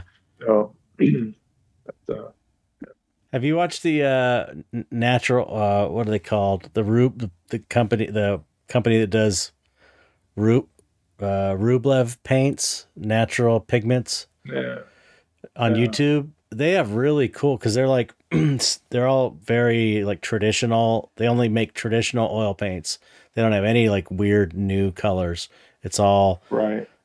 stuff It's that's all just, earth that tones basically. well, no, mostly, but Yeah, they have like ultramarine blue, and they have stuff. Yeah, it's not the super modern stuff. They have stuff yeah, that's fairly yeah. modern, So yeah, but they have a YouTube channel, and I've been watching a lot of their videos, and they have really cool paint demos. They just talk about one color, like uh, or cadmiums. They'll do like cadmiums, and they'll talk about what they're good for, and they kind of like show mixing, or they'll show like different whites, lead white versus titanium, and it's pretty good.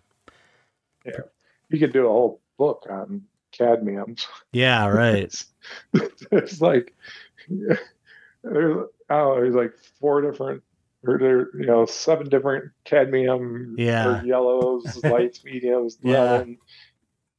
This, have you ever seen this color? It's a cadmium color, chartreuse. No. It's That's kind of like lemon yellow or something. well, it's very, very intense, like all cadmiums, but it's got a greenish tint. I mean, it's kind of like the core chartreuse, but not quite as clear. It's opaque, but it's an interesting color, and it's not a color I would use a lot unless it was just a painting with mostly that. Mm-hmm. But I did try it recently, and so like one of the challenges Vanessa gave me to break out of my rut is try different color palettes. So it's like, Mm. okay, I want to throw a little of that on my palette. It's just like, oh, what's this? This doesn't belong here. Yeah. Yeah. I remember, man, I used to exercise. Yeah, I used to buy weird colors. It's like, especially in the first early years, you just buy. I didn't know what the hell I was doing, so I'd buy. Oh, that looks like a cool color. That looks like a cool color. Just buy all these weird colors. And now I have like a ton of paint. But Yeah, when I go to order paint, it's like, okay, am I out of ivory black? Am I out of titanium white? Am I out of lead white? Am I out of yellow ochre? Alizarin, permanent alizarin, ultramarine.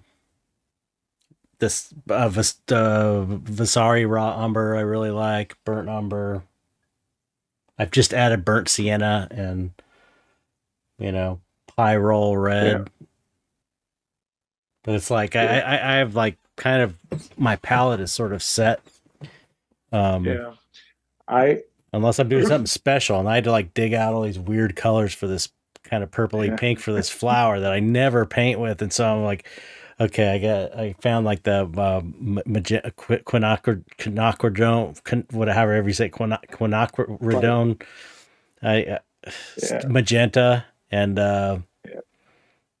some manganese violet and Blue. stuff, Yeah. so I I have a shit ton of colors that I wouldn't have except for back when Gammon Desert Torque Gray, and I mm-hmm. think they still do, but they used to do a annual competition every time it came out. They had a little online competition, and I placed in there one year, so I got like I don't remember if it was $250 or maybe more than that of gambling products. Just they sent me the catalog and said, "Have at it," Oh, cool. kind of thing.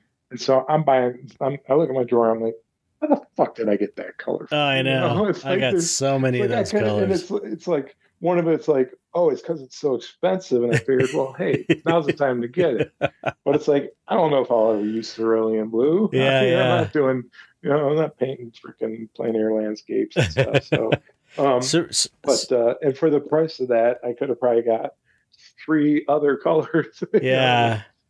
I'll tell you what, though, cerulean blue, yes. Sean Barber, I think it was Sean Barber told me a good flesh tone is cerulean blue and cadmium orange. I think that's what he said for a flesh tone, like a Caucasian flesh tone.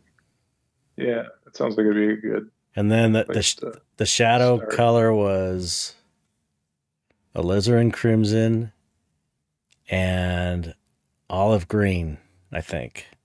I think that's kind of what he was general, at least at the time he was messing with. So you could use that cerulean blue. Oh, no. Yeah. Never mind. It was manganese blue. You're stuck with it. Yeah. I got a little manganese too. No, it's a beautiful color, but it's a Series 6, which I think charge. But like I said, I'm like, oh well, you know what? I always liked the color, and I've used it a couple of times on like when I was plein air painting, and a friend of Mm. mine had some. He's like, hey, you want to try it? I'm like, yeah, I'd love to try it. So it's great for plein air painting skies and stuff. I should really go Which, through speaking of, all my go ahead, colors and just like pick out the ones I haven't used purge. in a year, put them in another You know what, area. too? They only last, even oil colors, they have like a 10-year, more or less Really? shelf life where they start getting, yeah, because it's funny. I contacted Gamblin to see about like storing sideways, storing upside down, or right side up, because I hear like the oils rise, so it's Mm-hmm. better to, and so I'm like, what do you recommend? And they're like, yeah, it's best to hang them upside down, be upside down, or I don't know which one you would call up, but open side. So I guess if you like Mm-hmm. that, because the oils are going to rise to here, Oh, and you that get the makes pigments sense. here, and Yeah, that they're makes sense. it's not they're not going to be dripping out, Yeah, but you yeah. have to clip it and then hang it on a hook or whatever. Hmm. And he said if you can't do that, then laying them on their side is a lot better than storing them this way. Okay. Um, but I asked him because my a lot of my paintings were starting. Well, I had a pretty new one from them that was like kind of oozing, and they replaced it actually, which I didn't expect them to have to do. I was Hmm. just letting them know. But I asked them like storing wise, like what's best, and they're like, well, they'll last. They'll last you a good 10 years if you keep them up, in that position and stuff. And I realized some of my colors are starting to get like really heavier than I like to use, and like thicker. Hmm. And they said, yeah, you'll get about 10 years. And then I realized, okay, it was 10 years ago that I won that contest. So all these paints are 10 years old, and they're all going to freaking die on me, crash and burn at the same I think time. I think it depends on the pigment also. I think certain Oh, yeah. pigments Yeah. get funky and thick, but I've got some paints from like, man, I bet you they're from the 70s. I bet you they're from Yeah. I got from Lisa's Stuff you got from, oh, grandmother, okay. who was a painter. After she died, they gave me all her paints. And I did some of my first paintings with those, and some of those are like Yeah. brands that I don't even think exist anymore. It's Yeah. weird. I've got some really old ones that do still work, but Yeah, they seem to it's work. just like, and then, the pigment definitely, like our earth colors usually aren't going to, Yeah. last for as long. But yeah, going back to my technique and stuff too, I haven't done it, but I've been thinking about if I can get my head wrapped around representational, somewhat of a representational stuff, Mm. um, is do like an underpainting in umber or whatever, and then um, start doing my like more abstract Yeah. splatters and shit over Hmm. top of that, and see if that does anything for me. But Yeah. because it's fucked up my brain the way it doesn't work or works or whatever you want to call it. I it's like there's shapes that I know I used to draw all the time, like twisty things and stuff like that, and I just can't. They, I, I lose my mind trying it, and I'm like, okay, you know what? I'm gonna trace them. So I took some of my old drawings and traced them, and even that I was like having a hard time. Hmm. It's like or taking. Then I'm like, well, okay, maybe if I try something real, and it's like so some of the simpler shapes and stuff I can kind of get a grasp at, but it's just weird things like Yeah. I live in an abstract world. What can I say? when I after my first surgery in 2013, the first thing when I finally felt good enough um, to get out, I was under radiation chemo still at the time, but I felt like I was having a good day.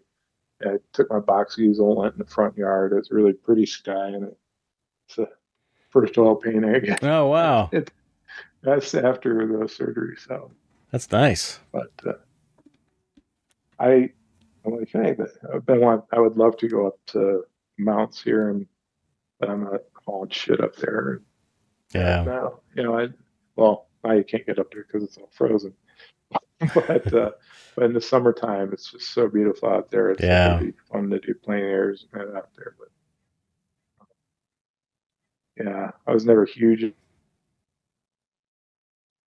Oh, you froze. Oh, there you go. You were frozen for a second. What were you saying? You're never huge into plein air? I was I was never huge into it, but I love doing it. It's like so good for, especially if you have buildings and stuff. Yeah. The perspectives, and it's just such a good, just like drawing from life. Yeah. There's nothing, you can get every picture of nude online at all the different places, from in circle ones or whatever. And unless you're in this fucking room, the model standing there, Yeah. it's not the same thing. Yeah. Yeah. So, I definitely would like to. I don't think I've ever done plein air painting. I don't think. Yeah. I don't think I ever have done it. I want to say I have. I have seems like I may have at one point, but I can't recollect any painting. I don't have a painting where I did it. So I don't think I ever did it. I know I painted outside before, but it was just painting outside. I wasn't painting something for reference.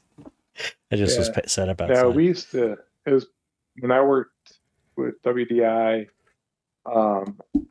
we would go to in Epcot World Showcase. They have each little section is a different country. Mm-hmm. And so it's cool. It's like, every Friday morning we would meet, right? Like before sunrise. So you get shit, because what you want is that golden hour when the light just hits. So, you just kind of do your quick, get everything in its place. And then it's like, then the sun comes in, you start painting the light. And we used to do that, I mean, they tried to do it every Friday, but it's like, of course, it's depending on your schedule and stuff, you can make it, or the weather, that kind of thing. But that's where I did most of it.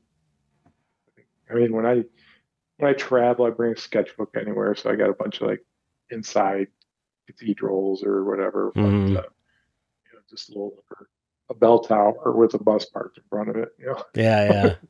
every drawing I was doing. It's good to paint that stuff. It's good practice to paint that stuff, and it's cool. Like James Gurney does that. It's amazing. Plein air of just random buildings or trees or gumball machine. Yeah, just incredible. So yeah, I wish I could paint like that, but I'm not willing to go and set up and paint a gumball machine. Yeah, I don't have time. Right. Well, yeah. I mean, nice. It's like, like you said, you got your schedule of stuff that you're always on the edge. So it's harder. Yeah. But yeah, I can. I mean, I miss teaching. I was, what I could do now. Ron is like, you should go ahead and try setting up some classes and stuff. I'm like, what do I have to fucking offer now? But I used to, I used to do it. That's right. Yeah, you were teaching. I taught for Badger, and I taught some classes with the Imagineers. They would do team building. Yeah. I would go in and do paint whatever. It was usually the figurative stuff, but did some other stuff with them, and it was I enjoyed the hell out of it. But I think those days are gone. But now you got plenty of other stuff to go. Yeah, you got your studio. You've got you're given permission to just paint as much as you want. That's pretty great. Yeah. No, I think deadlines. I think if I survive too long, that rule might change. All right, you gotta start taking the trash out now. That's all the way up the hill.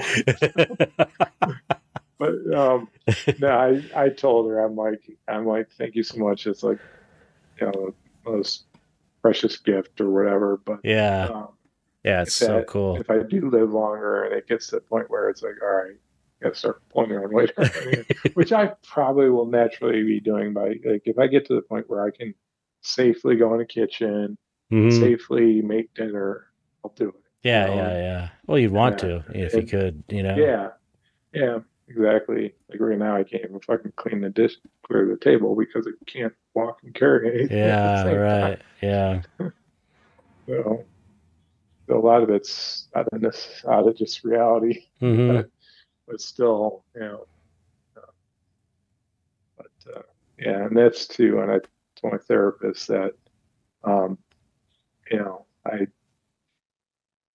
went into palliative care and have a do not resuscitate order and various other things. And then before I said I want to do that, because I'm like, in a way, that's selfish. It's all about me. It's Mm. like I don't want to have to suffer anymore. So, you know, but is it? So I Yeah. was talking to a therapist, and I told her, Rhonda was just like, no, she's like, I don't want to be. That's totally up to you. You do what you want with that. And I was just like, are you sure? And she's like, yeah. And my therapist is like, that's really unusual. Usually people are like, no, no, they want to hold on so Right. much, and want to give that up. And I was changing subject here a bit, but I was so worried about like a legacy, kind of thing. I'm like, I always wanted to have a solo show, and I've had a lot of, you know, shows in bars or whatever, Mm. or I was featured artist at quite a few bigger shows and stuff in various galleries, but I never did. And then I'm kind of like, or I would ultimately, it would be great if I had one in a collection that I knew was going to be like displayed somewhere. So I always had this piece. And then in the course of like a week after talking around about that, I've had like three or four people tell me how much like my work inspired them Mm. and things like that. And I'm like, you know what? That's my fucking legacy. Yeah. Having a tangible, that's ego at legacy, having Totally. something tangible, but to Yeah. be able to just like the influence I've been on my kids who have turned out to be wonderful young adults and Hmm. they're starting their Yeah. careers. And, I mean, that's my legacy. Yep. And so that, and Definitely. if people see my artwork and are inspired, all the more for it. But, Yeah. Yeah. if it ends, because I was like, I don't want to see like my shit in a fucking bin at at Goodwill or something Yeah. like Yeah. that. But unless Wayne White gets it or something, I don't know. but yeah. So but then I'm just like, you know what?